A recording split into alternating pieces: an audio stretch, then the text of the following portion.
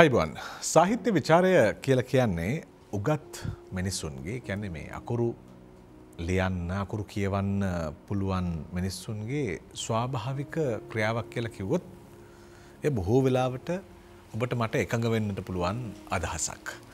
දැන් මුල් කියවීමයි විචාරාත්මක කියවීමයි කියලා කියන්නේ අපිට දෙපැත්තකට දාලා කතා කරන්න පුළුවන්. දැන් සමහර වෙලාවට විචාරකයා ප්‍රශ්න කරනවා, විග්‍රහ කරනවා, පිළිවෙලකට කරුණු ගොනු කරනවා, අසුරනවා, සස්නා බලනවා, විචාරාත්මක ඇහිම් බලනවා. මේ විදිහට විචාරකයා යම් යම් විදියට යම් යම් මාතෘකා යම් යම් නිර්මාණ දිහාවට වෙනත් දෘෂ්ටි කෝණයකින් දෘෂ්ටිවාදයකින් බලනවා. දැන් ගොඩක් වෙලාවට අපිට මේ නිර්මාණ රස විඳින්න වර්තමානයේ ඒ වගේම වර්තමානයේ රස විඳින නිර්මාණ පිළිබඳව ගුණාත්මක ඉඟි ලැබෙන්නේ නව මාධ්‍ය ඔස්සේ. අද අපි හිතුවා මේ නව මාධ්‍ය භාවිතාව සාහිත්‍යයට කරන බලපෑම පිළිබඳව ලිවිසරි ප්‍රේමේදී සාකච්ඡාවකට අරගෙන එන්න. නව මාධ්‍ය සාහිත්‍ය කියලා අපිට ඒට නම් තබන්න පුළුවන්. මේ නව මාධ්‍යයට සාහිත්‍ය යොමු වීම හරහා සාහිත්‍යයේ තියෙන ප්‍රවණතාවය ගුණාත්මකද එහෙම නැත්නම් එය අවරගණයට ඉනිමං තියනවද? එහෙම නැත්නම් හොඳ සාහිත්‍ය කෘති යට යනවද? නැත්නම් අපිට ඒ ඔස්සේ නව මගක් හොයාගන්න පුළුවන්කම තියෙනවද? මේ ආදී වූ අදහස් එක්ක අපිට හිතුණා මේ නව මාධ්‍ය සමග හැසිරෙන ඒ වගේම ඊටම හොඳින් යම් අධ්‍යයනයකින් දේවල් ලියන කියන තිදෙනෙක් අපේ මැදිරියට කැඳවාගෙන ඉන්නට. මුලින්ම මම ඊටම ගෞරවයෙන් පිළිගන්නවා කවියෙක්, විචාරකයෙක්, නිර්මාණකරුවෙක්, කලා ක්ෂේත්‍ර රාශියක යෙදමින් මේ කලාත්මක භාවිතාවන් පිළිබඳව ඊටම හොඳ අධ්‍යයනයක යෙදෙන අපේ ප්‍රවීණ බුදුදාස ගලප්පති කවියා අයිබෝන්. ඒ වගේම සහන් කරසීර වික්‍රමසිංහ ඔහුත් තරුණ නිර්මාණකරුවෙක්. ඒ වගේම යහපත් ඇසින් ලෝකයේ දිහාවට බැලුම් හෙළන කෙනෙක්. ඉතින් ඒ නිසා ඔහුගේ අත්දැකීම් සහ මේ නව මාධ්‍ය භාවිතාවේදී ඔහුට හමුවන දේ පිළිබඳව අපිත් එක්ක කතා බහ කරන්න එකතු වෙනවා. අයිබෝන් සහන්. ඒ වගේම ප්‍රියන්ත කොඩිප්පිලි. අයිබෝන් ප්‍රියන්ත. ප්‍රියන්ත කොඩිප්පිලිත් පුවත්පත් කලාවේදියෙක් වුණාට මම හිතන්නේ කොඩි ජනප්‍රිය වෙන්නේ මේ නව මාධ්‍යත් එක්ක තමයි ගොඩාක් වෙලාවට අපිට හුරු වෙන්නේ. මම කියන්නේ ලියන, කියවන සහ පාඨක සමාජය, පුවත්පත් සමාජය අතරේ ප්‍රියන්ත කොඩිප්පිලි කියන නම තියෙනවා. හැබැයි ඔහුට අලුත් පිම්මක් ලැබුණා. ඒ නිසා තමයි කොඩි ලියපු කවි එකට එකතු කරන්නේ පොතකට. එහෙම අන්තර්ජාලයට මුදාහරපු කවි. ඉතින් මේ විදිහට අපිට මේ මාතෘකාව ඔස්සේ අදහස් හොයාගෙන යන්න මම මුලින්ම බුදුදාස ගලප්පති ප්‍රවීණයා ගාවට එනවා. මොකද එතුමන් මේ හුවමාරුව එක්කම හිටපු කෙනෙක්. පෙර භාවිතය සහ වත්මන් භාවිතය පිළිබඳව ඉතාම හොඳ අධ්‍යයනයක ඉන්න කෙනෙක්. දැන් තොරතුරු sannivedana තාක්ෂණය ඔස්සේ අපිට මේ නව මාධ්‍ය හමු වුණා නම් අපිට කොහෙන්ද පටන් ගන්න පුළුවන්? කොතනින්ද මේ නව මාධ්‍ය කියන එක අපිට හුරු වෙන්න පටන් ගන්නෙ ලංකාවේ සාහිත්‍යයට? වජිර මට හිතෙන්නේ දැන් අපි ඔබ කතා කරනවා නව මාධ්‍ය ගැන. ඉතින් ඊට පෙර මාධ්‍ය ගැනත් කතා කරත් අපි ඔය විචාරය, සාහිත්‍ය අපි පෙර මාධ්‍යවල දකින්නේ මුද්‍රිත මාධ්‍යයෙන්. එහෙම නැත්නම් විද්‍යුත් මාධ්‍යයෙන්, ගුවන් විදුලිය, රූපවාහිනිය වගේ නැත්නම් මුද්‍රිත මාධ්‍යයේ මේ ප්‍රියන්තලා ඉන්න පුවත්පත් සංගරා, වාර සංගරා ආදී. නව මාධ්‍ය කිව්වම මට හිතුනේ ඔබ අදහස් කරේ මේ සමාජ මාධ්‍ය ජාල වෙන්න ඕනේ කියලා. සෝෂල් මීඩියා කියන එක. පරිගණකයත් එක්කම මතුවන මේ නව මාධ්‍ය හැරවුම ගැන තමයි ඇත්තටම ඉතින් සෝෂල් මීඩියා අද විශාල අපේ රටේ විතර නෙමෙයි ලෝකෙම ගත්තාම මම හිතන්නේ විශාල බලපෑමක් ජන ජීවිතයට කරන අලුත්ම හොයා ගැනීම වගේ තමයි අපිට පේන්නේ. ඉතින් සමාජ මාධ්‍ය ජාලය ශ්‍රී ලංකාවට ආගමනයෙන් පස්සේ මම හිතන්නේ අපිට ප්‍රධාන වශයෙන් සමාජ මාධ්‍ය ජාලය අපිට අත්විඳින මම දකින්නේ මුලින්ම මේ අන්තර්ජාලයට සම්බන්ධ මුහුණු පොත. ඊට පස්සේ මම දකිනවා මේ YouTube එක. තවත් ඒ වගේ ඇප්ස් තියෙනවා, Twitter තියෙනවා, දැන් අලුතින් මේ TikTok වගේ. ඒ වගේ මේකේ මම හිතන්නේ විශාලතම මේ සමූහයක් ඉන්නේ ලෝකෙම මම හිතන්නේ මිලියන 9ක්ද කොහෙද ඉන්නවලු මුහුණු පොතට. ඉතින් අපේ රටෙත් මම හිතන්නේ මුහුණු පොත තමයි මේ ප්‍රධානම අනිත් මම හිතන්නේ යූනලිය තිබ්බට අපේ ඔය කියන ਵਿਚාරය සහ නිර්මාණ එක්ක සම්බන්ධ වෙන ඍජු සම්බන්ධ වෙන්නේ වත්පොත. ඉතින් මුහුණු පොත අපේ සමාජයේ කියවීම සාහිත්‍ය නිර්මාණකරණය කෙරෙහි මොන විදිහේ බලපෑමක් ඇති කරනවාද කියන එක ඒක විමසලා බලන්න ඕනේ. මම හිතන්නේ තව ප්‍රවීණයෝ දෙන්නෙක් ඉන්නවා එහා සම්බන්ධ ඍජුවම සම්බන්ධ. මම මුහුණු පොතේ ගිණුම් හිමිකරුවෙක් විතරයි. විශාල වශයෙන් මම ඒකට දායක වෙන්නේ නැහැ. නමුත් මම ඒ සමග බැඳිලා ඉන්නවා. මම හිතන්නේ නිතරම මම හැමදාම මුහුණු පොත දකින්නවා කියවනවා. ඒවාට ලැබෙන ප්‍රතිචාර සහ ඒ පෝස්ට් පිළිබඳ අවදීන් ඉන්නවා. ඉතින් මට ඒ පිළිබඳ කතා කරන්න සාකච්ඡාවේදී පුළුවන් වෙයි. නමුත් මම හිතන්නේ මේකේ දැන් ප්‍රධාන වශයෙන් අපි ওই නිර්මාණකරණය පිළිබඳ බලපෑම කරනවාද කියන එකට වඩා මම හිතන්නේ අද දවසේ මුහුණු පොත ශ්‍රී ලංකාවේ නම් මේ දේශපාලනයට සම්බන්ධ වෙනවා. දේශපාලන කතිකාවෙන් ඒක තමයි මම හිතන්නේ ප්‍රධාන වශයෙන් තියෙන දේශපාලනය, අධ්‍යාපනය, සමාජ විද්‍යාව වගේ දේවල්. සමග මේ නව මාධ්‍ය ඔබ අදහස් කර ඔය සමාජ මාධ්‍ය ජාලය බැඳිලා තියෙනවා. ඉතින් අපි ඒකේ කොහොමද ඒකේ යහපත් බව අයහපත් බව ධන ඍණ අපි කතා කරමු ඉදිරි කාලය ඇතුළත. හොඳයි දැන් ආනල් ටොයින්බී කියන මහා ඉතිහාසඥයා කියනවා මේ ඓතිහාසික ප්‍රවණතා එක විෂයකින් අනිත් විෂයකට සම්බන්ධ වෙන ආකාරය පිළිබඳව. දැන් සහන් ගාවට මම එනවා දැන් තොරතුරු සංනිවේදන තාක්ෂණ ඉතිහාසය අපි බෙදලා වෙන් කරනකොට මම ඔබේ පහසුව පිණිස වර්ෂත් එක්ක පොඩි සඳහනකට එන්නම්. දැන් 1450ට කලින් අපි කියනවා పూర్ව යාන්ත්‍රික යුගය කියලා. 450 ඉඳලා 840 වෙනකන් අපි කියනවා යාන්ත්‍රික යුගය කියලා. ඊට පස්සේ විද්‍යුත් යාන්ත්‍රික යුගයේ 1840 ඉඳලා 1940ට පටන් ගන්නවා. ඒතර විද්‍යුත් යුගය පටන් ගන්න 1940 ඉඳලා. දැන් මෙහෙම බෙදාගෙන ආවයින් පස්සේ සහන් මේ විද්‍යුත් යුගය කියන එක තමයි අද මාතෘකාව වෙන්නේ අපේ සාකච්ඡාවට. එතකොට මේ විද්‍යුත් යුගය තුල තියෙන සාහිත්‍ය sannivedanaය අනෙක් කාලයට වැඩිය වෙනස් භාවිතාවක් ගන්නවා නම් ඒ කොහොම වෙනසක්ද කියන කාරණේ අපි කොහොමද පැහැදිලි කරගන්නේ? වජිර මෙතන මේ පොඩි පැහැදිලි කිරීමකුත් කරන්නත් ඕනේ. දැන් මම විශ්වාස කරන විදිහට නව මාධ්‍යවල ලංකාවේ බලපෑම අපි මගේ ආරම්භය වුණත් මම නව මාධ්‍යයට සම්බන්ධ වෙන්නේ. ඒකත් එක්ක එකතු වෙන්නේ Facebook කරහා වුණාට මම හිතනවා ලංකාවේ මූලිකව නව මාධ්‍යයට කර බලපෑම බ්ලොග්. ඒ කියන්නේ බ්ලොගින් හරහා තමයි එන්නේ. මොකද අපි දන්නවා 2005 2006 ඒ වගේ අවුරුද්දක් වෙද්දී ලංකාවේ තුල ගෘහස්ත අන්තර්ජාල සම්බන්ධතාව තිබුණේ නැහැ. ජංගම දුරකථන වලට අන්තර්ජාලය එන්නේ 2010 විතර පස්සේ. සිංහල යුනිකෝඩ් වලින් අපිට ටයිප් කරන්න පුළුවන් වෙන්නේ ජංගම දුරකථනේ 2010 11 පස්සේ Facebook. ඒතකොට ඊට කලින් 2002 වගේ කාලේ ඉඳන් අන්තර්ජාලය සම්බන්ධයේ කියන අන්තර්ජාලය කියන එක පරිශීලනය කරද්දී බ්ලොගින් හරහා තමයි හුඟක් ලංකාවේ කමියුනිටි එක කියන්නේ එක්තර ඕනෑම මාතෘකාවකට එකතු වුණේ. බොහෝ විට ඒක උනේ විදේශගත ශ්‍රී ලාංකික ශ්‍රමිකයෝ තමයි ඒගොල්ලන්ට අන්තර්ජාල පහසුකම් රැකියාවෙන් සපයලා තිබ්බකින් බ්ලොග් කරන්න ගත්තා. ඒතර ඇත්තටම ඒගොල්ලන්ට ලිවීමේ හැකියාව හෝ වෙනත් කිසියම් හැකියාවක් හින්දා නෙමෙයි බ්ලොග් කරන්නට මේ උනේ. ඒගොල්ලන්ට පහසුකම තිබ්බ හින්දා. ලංකාවේ සීමිත පිරිසකට පහසුකම තිබ්බා. ඒ සීමිත පිරිස ඒගොල්ලොත් එක්ක ඒක රාශී වෙලා ඒ සංවාද පවත්වාගෙන ගියා. සමහර විට සිනමාව ගැන නැත්නම් අතීතකාමය ඉස්කෝලේක ගැන තමන් ලැබපු අත්දැකීම් ප්‍රේමය ගැන තමන්ට හිතන විදිහට අකුරු කළා. පසු කාලීනව බ්ලොග් කරණයටත් අර අන්තර්ජාල පහසුකම ව්‍යාප්ත වෙද්දී ලංකාවේ හැමතැනටම බ්ලොග් කරණයට හැම දෙනාම එකතු වෙද්දී ඒක චුට්ටක් ඔපමට්ටම් වුණා. ඒ සංවාදවල ස්වරූපයේ දියුණු වුණා. ඒක වැඩි දියුණු වෙලා යම් මාතෘකාව පිළිබඳ ගැඹුරින් සාකච්ඡා කරන මට්ටමට ගීත ගැන, චිත්‍රපට ගැන, කෑම, හරි ජංගම දුරකථන, චිත්‍රපටයේ විචාර ගැන ඒ වගේ දේවල්.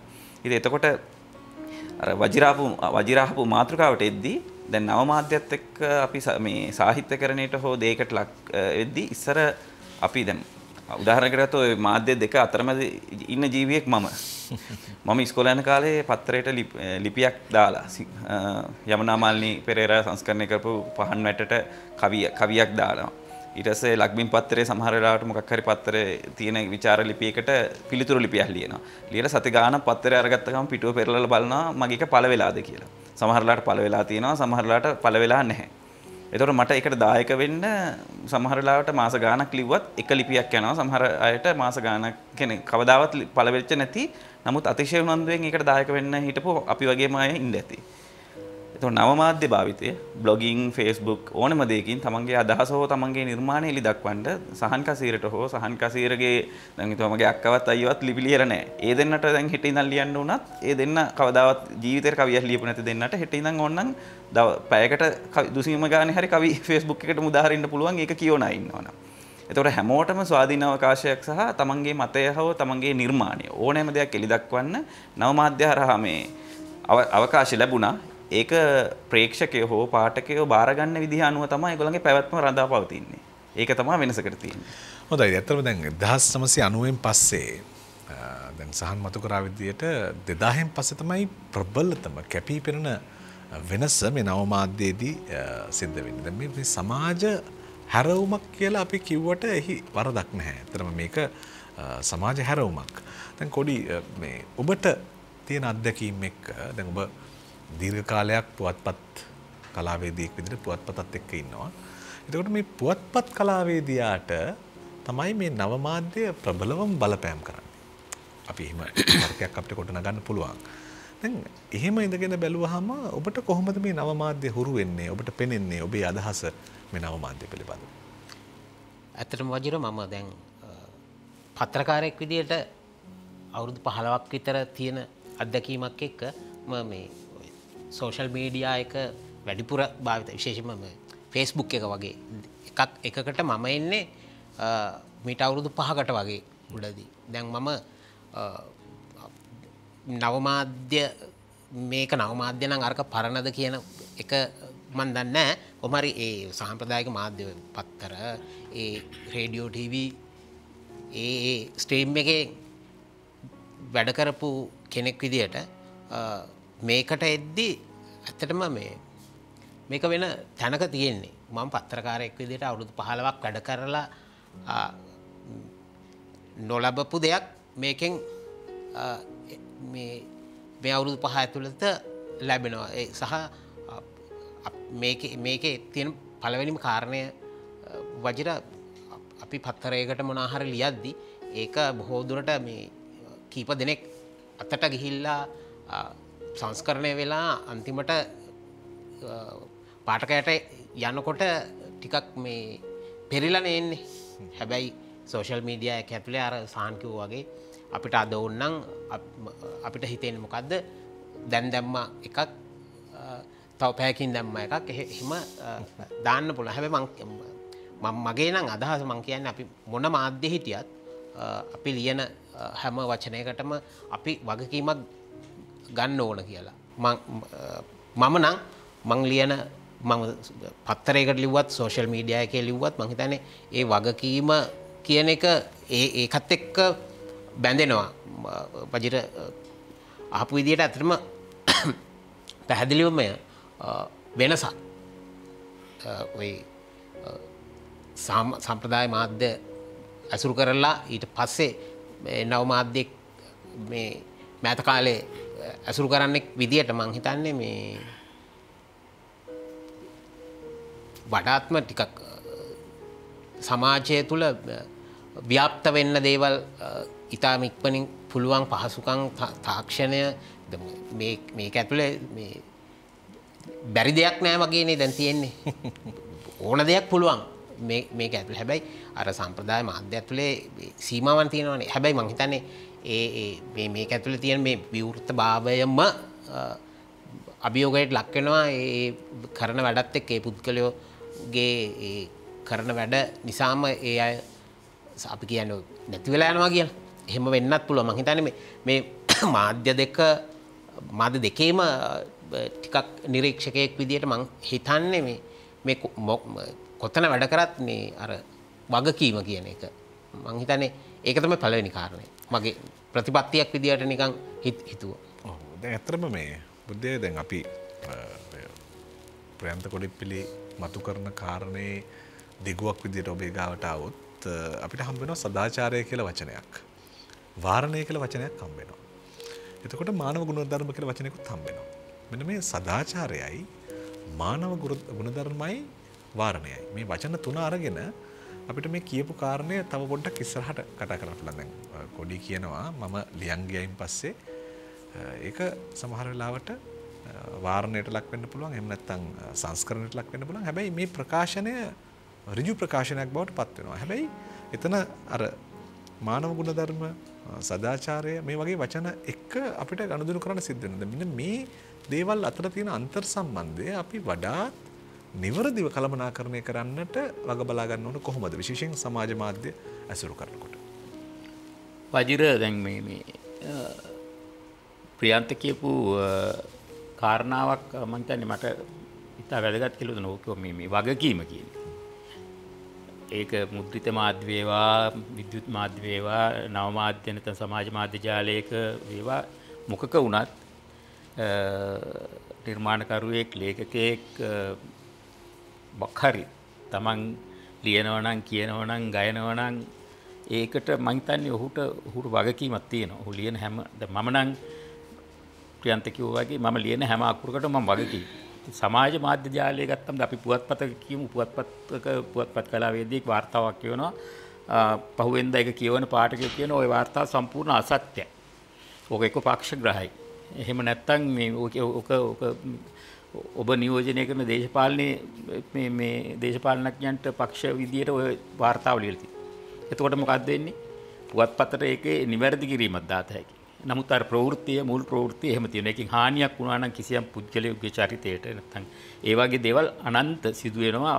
විශාල මේ යහපත් මිනිසුන්ගේ චරිත ඝාතනය වෙන ප්‍රවෘත්ති මුද්‍රිත මාධ්‍යයේ පළ වෙනවා. ඒක ලොකුම දේ වුණනම් පස්සේ දවස් කීපයකට පස්සේ පුවත නිවැරදි කරයි සමාව අයදී එච්චරයි.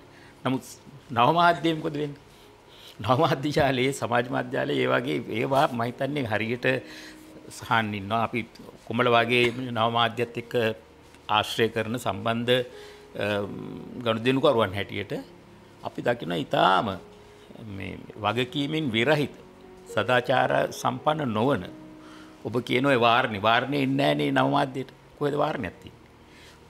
දැඩි ලෙස දෝෂාරෝපණය නැගුණොත්, විරෝධතා නැගුණොත් මුහුණු පොතේ ගිනුම් හිමියන්ගෙන් අර ලියපු එක්කෙනාට පුළුවන් ඕනනම් ඒ බ්ලොග් එක අයින් කරගන්න, පෝස්ට් එක අයින් කරගන්න. නමුත් මුල් එක තියෙනවා. මුල් එකේ ස්ක්‍රීන්ෂොට් අරගෙන මේක ලෝකෙ වටේම යවනවා. ඉතින් ඒ අතින් මේකේ තියෙන භයානකකම මම දකින්නේ ඒකයි ඕනම පුද්ගලයෙකුට එක සැනින් ඒ පුද්ගලයාගේ චරිතය සම්පූර්ණයෙන් ඝාතනය කිරීමට තියෙනවා පුදුම නිදහසක්. ඒ නිදහස සමහරලාට දැන් සමහර විට මේ මුහුණු පොත සකබර්ග් මම දන්නවා මේ සමහර දේවල් සමාජ විරෝධී මේවා මේ ඇතැම් තරුණ පරම්පරාව නැත්තම් බාල පරම්පරාව විසින් කියවිය යුතු නැති, දැකිය යුතු නැති කියලා ඒ බ්ලොග්ස් සමහරලාට අතර මගදී නතර වෙන අවස්ථාවක් තියෙනවා. ඒවා මේ ගිනුම් හිමියාව බ්ලොක් කරනවා. එයාට ඊට පස්සේ මාස ගානකට මේ ලියන්න බැරි වෙනවා. නමුත් ඒ හානිය වෙලා ඉවරයි. ඉතින් මම හිතන්නේ එක පැත්තකට මම හිතන්නේ මේ ප්‍රශ්නේ කතා කරොත් සදාචාරය අපි මේ මුහුණු පොතෙන් නැත්තම් නව මාධ්‍ය තුලින් සමාජ මාධ්‍ය තුලින් කොයිතරම් දුරට ඒක රැක ගන්න මේ ඒකට සම්බන්ධය උත්සාහ කරනවා. එහෙම නැත්නම් ඒක තමන්ගේ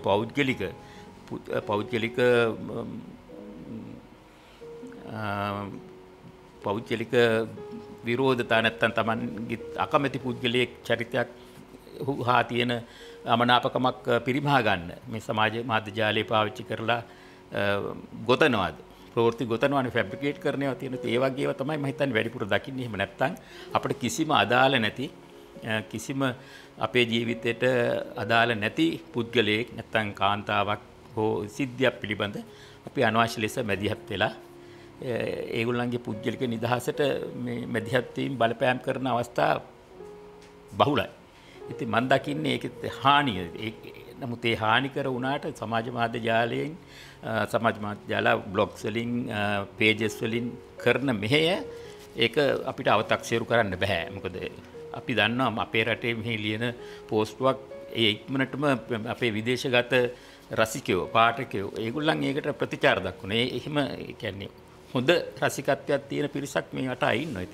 ඉතින් මේක දෙපැත්තක් සමබරව කරගෙන යන ඕන. වාරණේ කියන ප්‍රශ්නේ මම හිතන්නේ මේ සමාජ මාධ්‍ය ජාලයට අර මුද්‍රිත හෝ විද්‍යුත් මාධ්‍යයට වඩා මේ වාරණය අපට සමාජ මාධ්‍යාලයේ තියෙනවා අඩුයි කියලායි මට හිතේ.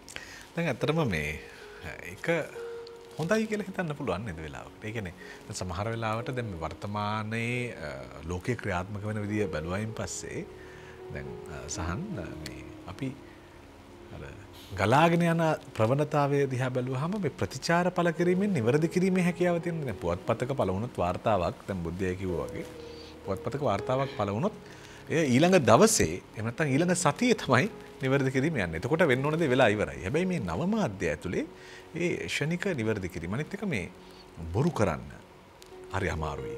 එතන මේ හොඳ ප්‍රවණතාවයක් නේද අපිට පේන. එතන වජිරෝකේ දෙපැත්තක් තියෙනවා. දැන් පුවත්පතක ඊළඟ සතියේක මේ නිවැරදි කිරීමක් කළාට අපි හිතමු මම ගිහින් ලේඛනාරක්ෂක දෙපාර්තමේන්තුවේ පරණ පත්‍රයක් පෙරලද්දී ඒ ප්‍රවෘත්තිය බලලා ඒක රෙෆරන්ස් එක අරගෙන මම තැනක කියනවා මගේ දෙයක ලියද්දී මේ ගන්නවා මම දන්නේ නැහැ මං ඊළඟ සති ගානක් ඉස්සරහට පෙරලන්නේ නැහැ මේ පුවත්පත වැරදීමකින් හෝ 1976 මේ දිනමින පත්තරේ මේ ලියපු ලිපියට කරෙක්ෂන් එකක් ගිහින් තියනවද කියලා. ඉතින් එතකොට එහෙමනම් මේ ඒක මට හම්බෙන්නේ නැහැ කවදා හරි රිෆර් කරද්දී ඊළඟ සතියේක. ඒතොර අපි වජිරගෙන තර්කය තමයි අපිට ඒක නැවත නව මාධ්‍යවලදී නිවැරදි කිරීමක් කරන්න පුළුවන් කියලා. නමුත් වැඩේ තියෙන්නේ මේ වෙද්දී ලිපියක් මොකක් හරි උණුසුම් මාතෘකාවක් හරි ට්‍රෙන්ඩ් අපි කියනවා ට්‍රෙන්ඩින් මොකක් හරි ටොපික් එකක් ගැන මොකක් හරි ලියවිච්ච ගමන් ඒක කොපි පේස්ට් කරලා හුඟක් වෙබ්සයිට් වල ගොසිප් සයිට් වල নানা ප්‍රකාර තැන්වල පාවිච්චි කරනවා. සමහර අය ඒක බලලි වෙරලා ඔලුවට අරගෙන සමහරට Facebook සති දෙකකට පාරක් විතර එන අයත් ඉන්නවා. ඒක ඔලුවට අරගෙන යනවා. මම නම් ලිව්වේ ලිපිය මම ඒක නිවැරදි කිරීමක් කළොත් වැරදි දෙයක් තිබිලා සංස්කරණය කරොත් එහෙම නැත්නම් මම පෝස්ට් එක ඩිලීට් කරලා ඉල්ලාස් කරගත්තත් අර සති දෙකකට පාරක් Facebook කෙනා ඒක දන්නේ නැහැ. ඒකම කොපි පේස්ට් කරපු කට්ටිය අරක ෂෙයා කරපු කට්ටිය ඔක්කොම මගේ පෝස්ට් එකම ඔරිජිනලි ෂෙයා කරපු හැමෝටම මේ සංස්කරණය අදාළ වෙනවා. හැබැයි මගේ ටෙක්ස්ට් එක, ඒ කියන්නේ මම ලියපු අකුරු ටික විතරක් කොපි පේස්ට් කරපු අය හරි ඒ අදහස විතරක් ඔලුවට ගත්ත අයට කාටවත් ඒ සංස්කරණය මේ කියන්නේ හම්බෙන්නේ නැහැ. ඉතින් ඒ ප්‍රශ්නේ තියෙන හින්දා නව මාධ්‍යවලත් ඒ හානියම තියෙනවා. ඉතින් එතකොට අර කලපති මහත්තයා කිව්වා වගේම කොඩි කිව්වා වගේම ලියන කෙනා තමන් කොච්චර දුරට වගේ කියන්න ඕනේද කියන එක අපි දැන් හොඳම උදාහරණයක් අපි දැක්කා පහුගිය කාලෙක එක්තරා YouTube නාලිකාවක වැඩිහිටියෙක් කියනවා ඉන්දු ලංකා ගිවිසුම අත්සන්කලේ නැහැ රටේ වාසනාවට කියලා. ඒ වචනය මම දකිනවා තව ප්‍රධාන පෙළේ සමාජ Facebook ඇතුලේ හුඟක් හොඳ ඔඩියන්ස් එකක්. ඒ කියන්නේ කියවන 20-30000ක් ෆලෝ කරන ගැහැණු ළමෙක්ම ඒ දේ ලියනවා තමන් ලියන විදිහට කොතනකවත් රෙෆරන්ස් එක ගන්නෙ නැහැ. ඉතින් මේ ගෑලා මේ හිතන ඇති මගේ තාත්තගේ වයස විතර මිනිස්සුන්ට මේක වරදින්න විදිහක් නැහැ දේශකයෙක්ට විශේෂයෙන්ම. ලංකාවේ පිළිගත්ත ගුරුවරයෙක්ට කියලා. ඉතින් අර වැරදීම අද වෙනකන් නිවැරදි කිරීමක් කළේ නැහැ තමන්ගේ වීඩියෝ එකේ වැරදුනා කියලා. ඉතින් ඔය දේ ලියපු ගැහැණු ළමයා වගේම තව කී දෙනෙක් ඉන්නවද ඉන්දු ලංකා ගිවිසුම රටේ වාසනාවට අත්සන් කළේ නැහැ කියලා. මොකද අවුරුදු 55ක් විතර වැඩිහිටියෙක්ට වරදින්න විදිහක් නැහැ 80 ගණන් වල සිදුවෙච්ච සිදුවීමක් කියලා. ඉතින් ඔය දේම තමයි වෙන්නේ. එඩිට් කරන්න පුළුවන් කිව්වට කරෙක්ෂන්ස් දාන්න පුළුවන් කිව්වට ඔලුවට ගත්ත පණිවිඩය කරෙක්ට් කරගන්න බැරි වෙලාවල් තියෙනවා. එඩිට් කරගන්න බැරි වෙලාවල් තියෙනවා. ඉතින් වගකීම තියෙන්නේ අදහස දක්වන පුද්ගලයා සහ අදහස සමාජගත කරන පුද්ගලයාගේ. ඔහු ඒ වගකීමේ ගැන තියෙන බර අනුව තමයි මේ අවකාශයට මේ නිවැරදි දේවල් මුදාහරණ දේ තීරණය වෙන්නේ. දැන් ඇත්තටම මේ අනවසර උපුටන කියන එක දැන් එහෙම නැත්නම් මේ අවසරයක් නැතුව අරගන්නවා කියන එක මම හිතන්නේ කොඩිට එහෙම ගොඩක් අත්දැකීම් තියෙනවා. ලියන කවි එහෙම අනවසරයෙන් උපුටා ගත්තයින් පස්සේ ඒ අනවසර ප්‍රහාරය එල්ල වෙච්ච ගමන් ආයි නිවැරදි කරගන්නවා. මේ සදාචාරය අපි කොහොමද ඇති කරන්නේ? දැන් කියන්නේ ඕනම නිර්මාණයක් මම කියන්නේ සමාජ මාධ්‍ය ඔස්සේ වෙන්න පුළුවන්. එහෙම නැත්නම් පුවත්පතක කවුරු හරි මහන්සි වෙලා හොයපු විස්තරයක් ආයෙ තැනක ප්‍රකාශ කරනවා වෙන්න පුළුවන්. එහෙම දෙයකදී අපි කොහොමද මේ අපි සදාචාර සීමාවන් පනවා ගන්නේ නිර්මාණ උපුටා ගැනීමෙන්? ඔය කාරණේදී මට සෑහෙන අත්දැකීම් තියෙනවා. මොකද මම ලියපුවා අරගෙන වෙන අය දානවා සහ ඒ දාන කෙනාගේ මානසික තත්ත්වය අපි දන්නේ නැහැ නේ ඇත්තටම. ඒ සමහරු ඇත්තටම මේ ලියපු දෙයට කැමැත්තෙන් අරන් දානවා වෙන්න පුළුවන්. එහෙම නැත්නම් ඔහුට කැමැත්තක් තියෙනවා වෙන්න පුළුවන්. ඒක ඔහු කරා වගේ කියලා පෙන්වන්න විවිධ මානසික මට්ටම් වල ඉන්න අයනේ මේ සැරිසරන්නේ. මං හිතන්නේ මේ ඔතන අවුල තියෙන්නේ මේ සෝෂල් මීඩියා සමාජ මාධ්‍ය සාක්ෂරතාවය දියුණු නැති කම මං හිතන්නේ. ඔතන ඒ අර මේක දැන් ෆේස්බුක් ගිණුමක් හදාගන්න පුළුවන් ඕන කෙනෙකුට මේකේ සැරිසරන්න පුළුවන් වුණාට මේකේ අර එතික්ස් ටික ඒ දේවල් රකින්න හැමෝම උත්සාහ කරන්නේ නැහැ නේ. ඕනකමකුත් නැහැ. ඒ සම්බන්ධව අවබෝධයකුත් නැහැ. මං හිතන්නේ දැන් මේ මුල කාලෙටත් වඩා දැන් අපි හිතනවානේ දැන් එන්න දියුණු වෙන්න මේවා දියුණු වෙලා මිනිස්සු ටික බුද්ධිමත්ව එහෙම හිතනවා කියලා. හැබැයි අපිට එහෙම හෙකුත් පේන්නේ නැහැ. දැන් ඔය වගේ සිද්ධි බහුල වශයෙන් දැන් අපි දකිනවා. එහෙම චෞර්යෝ ඉන්නවා. මං හිතන්නේ මන් දන්නේ ඔවුන් ඒක මොන අදහසකින් ඒව කරනවද කියලා. සමහර වෙලාවට අපි ලියන එකක් ෂෙයා කරන්න එහෙම ප්‍රතිචාරයක් දක්වන්න පෙළඹෙන්නේ ඇත්තටම ඒකට ආදරෙන් වෙන්න පුළුවන්. සහ ඒ අර අපේ මිතුරු ජාලයේ ඉන්න පිරිසත් එක්ක අපි තියෙන සම්බන්ධකම් උඩ වෙන්න පුළුවන්. හැබැයි ඒක ලියපු කෙනාට මම කියන්නේ මම නෙවෙයි අපි කියමු වෙන කවුරු හරි ඕනම කෙනෙකුට ඒ අර ඒ දේ නිර්මාණශීලී මහන්සියට වටිනාකමක් දෙන්නේ නැතුව ඒක වෙන තැනක පළ කරන හෝ ඒකේ කතෘගේ නමක් ගමක් නැතුව උපුටා ගැනීම මම හිතන්නේ ඒකත් ඔය සදාචාර සීමාවටම අහුවෙන එක මම හිතන්නේ හොඳම දේ ඔය සමාජ මාධ්‍ය සාක්ෂරතාවේ මීට වඩා දියුණු තැනක තියෙනවා නම් මම හිතන්නේ අපිට මේවා මේ විදියට කතා කරන්න වෙන්නේ නැහැ. මෙහෙම හොරකම් වෙනවා මේ ඕක ඉස්සර පත්‍රවලත් මම හිතන්නේ තිබුණා. සමහර කෙනෙක් තාම දුෂ්කර වෙලා මහන්සි වෙලා එළියට ගිහින් හොයන්ගෙන ප්‍රවෘත්තියක් තව කෙනෙක් කිසිම මහන්සියක් නැතුව ඊට පස්සේ සුමානක කාර්යාලයක ඉඳන් ආර්කෙන් කොටස් උපුටලා අරන් වෙන ලිපියක් ලියලා තමන්ගෙනම දාගන්න පුළුවන්. එහෙම දේවල් ඕන තරම් ඉතිහාසෙත් වෙලා තියෙනවා. සමහර විට දැනුත් වෙන්න පුළුවන්. ඒ කියන්නේ මේ සමාජ මාධ්‍යයේ ප්‍රශ්නයක් නෙමෙයි. ඒකට තියෙන මිනිස්සුගේ ප්‍රශ්නයක්. මිනිස්සුගේ ප්‍රශ්න. පැහැදිලිව. මම හිතන්නේ කොතන වැඩ කරත් මම හිතන්නේ අර මේ ඒ වැඩ කරන ප්ලැට්ෆෝම් එකේ තියෙන මේ සදාචාරය ඒ දේවල් ටික රකින්න උනන්දු වෙනවා නම් මම හිතන්නේ ඔය ප්‍රශ්න මේ තරම් මේ අවුලක් වෙන්නේ නැහැ. දැන් සහන් මේ ඔය ෂෙයාරබල් කොන්ටෙන්ට් කියලා කියනවනේ. අපි කියන්නේ ගොඩාක් දෙනා ෂෙයා කරන, හෝමාරු කරන දේවල් ලියන්න තමයි හැමෝම කැමති. එතකොට මෙන්න මෙතෙන්ට යන එක සහ ගුණාත්මක බව කියලා කියන තැන. කියන්නේ ප්‍රතිචාර පළවන හැමෝම අතර තියෙන හැමෝම කැමති එහෙම ඒවා ලියන්නේ. එතකොට මෙන්න මේවාදී අපිට කොහොමද මේ සාහිත්‍යමය කාරණා මතු කරගන්න පුළුවන්? අපි කතා කරන මාතෘකාවේ තියෙන්නේ නවමාධ්‍ය සාහිත්‍යනේ. දැන් එහෙම සාහිත්‍යයට ඉඩක් වටිනාකමක් ලැබෙනවද සමාජ මාධ්‍ය ඇතුළේ? වජිර දැන් සාහිත්‍යයට ඉඩක් තියෙනවා. නමුත් වැඩේ තියෙන්නේ හැමදෙනාම සාහිත්‍ය මග ඇරලා අර ඒකේ මේ ලාභ ජනප්‍රියත්වය උදෙසා ලියන්න තමයි කැමති වෙන්නේ. අපි හිතුව උදාහරණයක් විදිහට ගත්තොත් අපි නම් වශයෙන් මේ කියන්නේ සිදුවීම් විදිහට ගත්තොත් අපි හිතමු ප්‍රේමකීර්ති මහත්මයාගේ ජන්මදිනේ එනවා. නැත්නම් ඝාතනයට ලක් වෙලා ඒ තියෙන සංවත්සර දිනේ එනවා. ඒතර අපිට ප්‍රේමකීර්ති දල්විස් කියන ගීපද රචකයා ගැන අධ්‍යයනයක් කරන්න පුළුවන් මේ මොහොතේදී. නමුත් අපි මොකද කරන්නේ? ඒ දවස පුරාම ප්‍රේමකීර්තිව මැරුවේ කවුද? ඒ මරණය පිටිපස්සේ හිටියේ කවුද?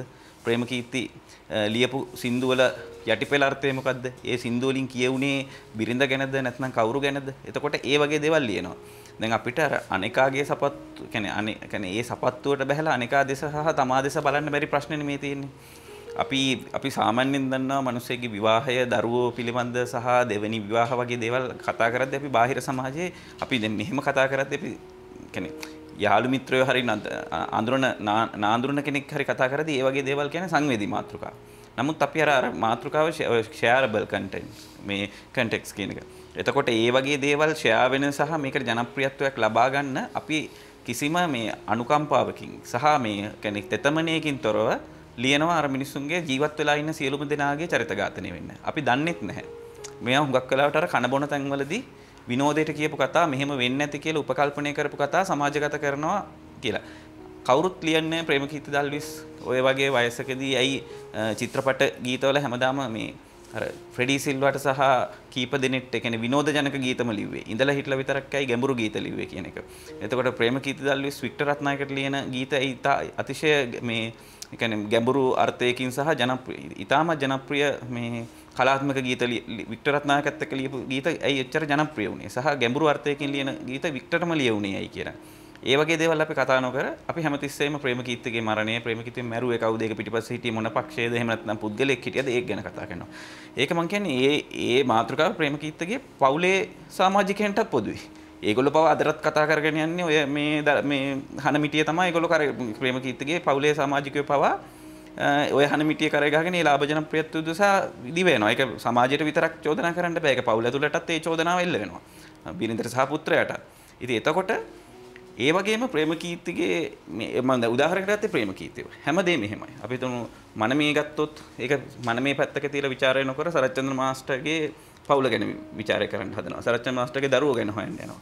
ඉතින් අර මහන්සිය සතතාභ්‍යාසයකින් තොරව ඒ කියන්නේ මහන්සි වෙලා අභ්‍යාසයක් කරලා දෙයක් ਵਿਚාරය නොකර සාහිත්‍ය පැත්තට යන්නේ නැතුව පෞද්ගලික කුණු කෑල්ල හැමතිස්සෙම එළියට ගන්නවා. ඒතකොට ඒකට කොහොමුණත් ආකර්ෂණය වෙනවා. හැමදෙනාම ආකර්ෂණය වෙනවා. අඩු ගානේ එක සංවාදයට වාජනය වෙනවා කියලා දන්න හින්දා ඒක මං හිතන්නේ ආධුනිකයෝ දුහුණන් පවා විතරක් කරන වැරද්දක් කියලා. අතිශය ජනප්‍රිය හොඳ අධ්‍යාපනික මට්ටම් තියෙන හොඳ තැන්වල සාහිත්‍ය හෝ ඒ වගේ තැන්වල ඉතා ඉහළ තැන්වල ඉන්න මිනිසුන් පවා ලේසියට දෙයකට ආරාධනා කරාම වේදිකාවකට මේ වගේ වැඩසටහනකට ආරාධනා කරාම ඒතර හෝම්වර්ක් කරලා ඉන්න ඕනේ නැහැ. ඒගොල්ලන්ට පොඩි හිතේ තියෙනවා මොකක් හරි එකක් කියලා දාන්න පුළුවන් ට්‍රිගර් වෙන දෙයක්. ඒ කියන්නේ hina යන දෙයක් හරි කට්ටිය අවසන දෙයක් හරි. ඉතින් ඒක නිසා මොහොතේ වෙන මේ දැන් ඇවිල්ලා ප්‍රෝග්‍රෑම් එකේ ටයිටල් එක බලලි වෙලා හපු ගමන් අර වගේ පරණ රස කතාවක් කියනවා. අර මදුවිතකින් සප්පායෙන් වෙන වෙලාවට විහිළුවට කියලා hina වෙන කතාවක් මේ වගේ තැනක එහෙම නැත්නම් ආරාධිත දේශනයක කියනවා. ඒක ඉතා ජනප්‍රිය වෙනවා. YouTube වල ෂෙයා වෙනවා. ඊට පස්සේ ඒක මිනිස්සු ෂෙයා කරගන්නවා. ඒක ඔලුවට ගන්නවා. සමහර විට අපි හිතමු උදාහරණයක් විදිහට හෙට දවසේ අප දෙදෙනා ගීතය ගැන ප්‍රියා සූරියසේන මහත්තයා තරයේ ප්‍රතික්ෂේප කරනවා ඒක ජාතික රූපවාහිනී වැඩසටහනකදී. නමුත් ඒක අපි කිව්වත් ඒක දැන් අපි ඒ YouTube link එක අලවලා කියනවා නෑ ප්‍රියා සූරියසේන මහත්තයා කියනවා මෙහෙම සිදුවීමක් මේ ගීතේ පිටපස්සේ නෑ කියලා. ඒක පිළිගන්න කැමති නෑ කට්ටිය. ඒක කියපු ඒක අදටත් සමාජගත කරන මිනිස්සු ඒ කරන මිනිස්සුන්ට සාහිත්‍ය හැකියාව ගීත රචනය හැම විෂයකම හොඳ හැකියාවක් තියෙනවා. නමුත් ඒගොල්ලෝ ලේසියට තෝරගන්නේ අභ්‍යාස කරනවට වැඩිය මේ වගේ දෙයක් කරපුවා ගමන් මිනිසුන් අතර ලොකු හාහෝවක් ඇති වෙනවා. ජනප්‍රිය වෙනවා. ඒගොල්ලෝ මං හිතන්නේ තමන්ගේ ජීවිතයේ අවසාන කාලේ මුල් කාලේ කරපු මහන්සියලා ඉගෙනගත්ත හදාරපු දේවල් අවසාන කාලේදී එළියට දාන්න නැතුව අර ලේසියෙන් ගොඩ යන දෙයක් කියන්න කැමති වෙනවා. ඕක තමයි මේ ප්‍රවීණයෝ දේ කරද්දි ආධුනිකයෝ දේ කරන එක හඬ දෙයක් නැහැ. අද ලිවිස්සරි ප්‍රේමේදී අපි සාකච්ඡා කරමින් ඉන්නේ නව මාධ්‍ය සාහිත්‍යයට කරන බලපෑම පිළිබඳව. අපි නිර්මාණයක් රසවින්ද ඉතාම අලංකාර නිර්මාණයක් මහේෂ් දෙනිපිටිය සංගීතඥයා ප්‍රමුඛ වෙලා පසුගිය කාල සමයේ හැමෝම නිවෙස් වලට වෙලා ඉන්නකොට නිවෙස්ගත ශිල්පීන් එකතු කරගෙන කරපු නිර්මාණයක්. මේ නව මාධ්‍යයේ බලපෑම ගැන කතා කරනකොට මේ වගේ දේවල් අපිට උදව් කරගන්නට පුළුවන්කම තිබෙනවා. අපි කලින් කිව්වා මේ ගණක රාමෝ එහෙම නැත්නම් මේ ඇබකසේ ආරම්භයත් එක්ක 1642 විතර බේල්ස් පැස්කල් ආකලන යන්ත්‍රය නිර්මාණය කරනවා. 1674 දී ගොඩ්ෆ්‍රිඩ් විල්හෙල්ම් ස්ටෙප් රෙක්නර් කියලා යන්ත්‍රයක් නිර්මාණය කරනවා. එතකොට 1801 දී ජෝෂප් ජැක්වාඩ් සිදුරු කාඩ්පත් සංකල්පය ලෝකෙට හඳුන්වා දෙනවා. මේ සිදුරු කාඩ්පත් සංකල්පය හරහා තමයි රෙදි වියන යන්ත්‍රය රෙදි විවීමේ යන්ත්‍රය පවා නිර්මාණය වෙන්නේ. 1822 චාල්ස් බැබේජ් විසින් ලෝකේ ප්‍රථම යාන්ත්‍රික පරිගණකය නිෂ්පාදනය කරනවා. ඉතින් මේ යාන්ත්‍රික පරිගණකය නිෂ්පාදනය කිරීම හරහා තමයි මේ අද දක්වා මේ ගලණය මේ විකාශනය සිද්ධ වෙන්නේ විවිධාකාරයේ නව අත්හදා බැලීම් හඳුන්වා දීම් හරහා. අද බුදුදාස ගලප්පත්ති ප්‍රවීණයා සහන් කසීර වික්‍රමසිංහ ප්‍රියන්ත කොඩිප්පිලි එක්ක අපි මේ සාකච්ඡාව ගොඩනගමින් ඉන්න වෙලාවේ දැන් බුද්ධයේ පත්තරවලට ලිපි ලිව්වනේ. ලිපි ලිව්වා, තීර ලිපි ලිව්වා. හැබැයි දැන් ඔබ අදත් අන්තර්ජාලයේත් ඒ වගේම ලිපි පළ කරනවා. එතකොට දැන් මේ දෙක අතර දැන් අපිට කෙනෙක්ට කියන්න පුළුවන් සාහිත්‍යයට ඉඩ කියන එක අපි මේ හදාගත් මතවාදයක්ද කියලා හොයා බලන්නයි මට ඕනකම තියෙන්නේ. මේ අන්තර්ජාලය ඇතුලේ සාහිත්‍යයට ඉඩක් නැද්ද? ඒ කියන්නේ එම සාහිත්‍යයට වටිනාකමක් නැද්ද? වටිනාකමක් හැදිලා නැද්ද? ඔබේ මතය කොහොමද ඒක? අන්තර්ජාලයේ සාහිත්‍ය ඉඩක් තියෙනවා. විශාල ඉඩක් තියෙනවා. නමුත් ඒ විශාල ඉඩ තියෙන මෙවලම් කොහොමද පාවිච්චි කරන්න කියන එක තමයි ප්‍රශ්නේ. සහන් කියපු කාරණාවලදී මට හිතට කාවදිච්ච කතාවක් තමයි ඔහු කියනවා දැන් මේවා දිහා බලන ආකාරය.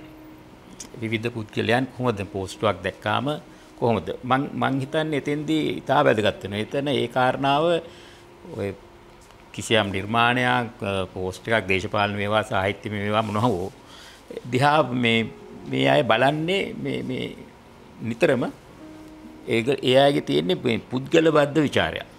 විෂය බද්ධ ਵਿਚාරය කියන එක මම හිතන්නේ අපි දකිනවා අඩුයි.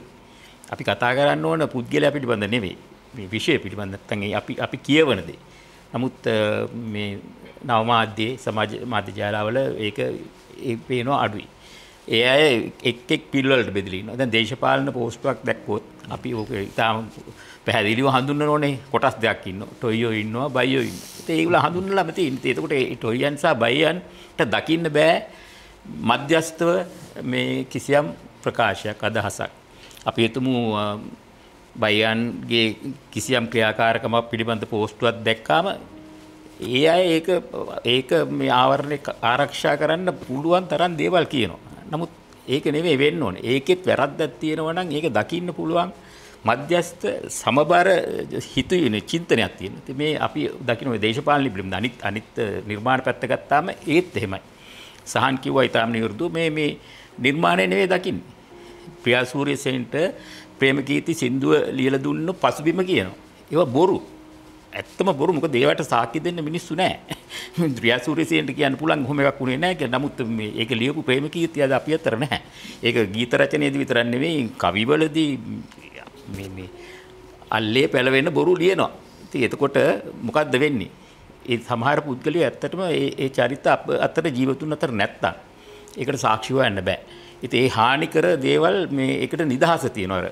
කොච්චර කිව්වත් ඒ නිදහස ප්‍රියා සූරියසේන මොනවා කිව්වත් තර්ක සමාජගතය ඉවරයිනේ. ප්‍රේමකීර්ති මෙහෙම මේ එක්තරා අවන්හලක ගිහිල්ලා බොන ගමන් මේ සින්දුව ලිව්වා හිටත් මෙහෙම හම්බ වෙන්න කිව්වා කියලා ඒකනේ කියන්නේ. එහෙම නැත්තම් ප්‍රේමකීර්තිගේ බිරිඳ නැත්තම් පෙම්වතිය ගැන ලිව්වා මේක අරයා ගැන ලිව්වේ මේ පත්‍රිකාවත්තේ බස් නැවතුම්ක ඉන්න බොරු ලියන්නේ.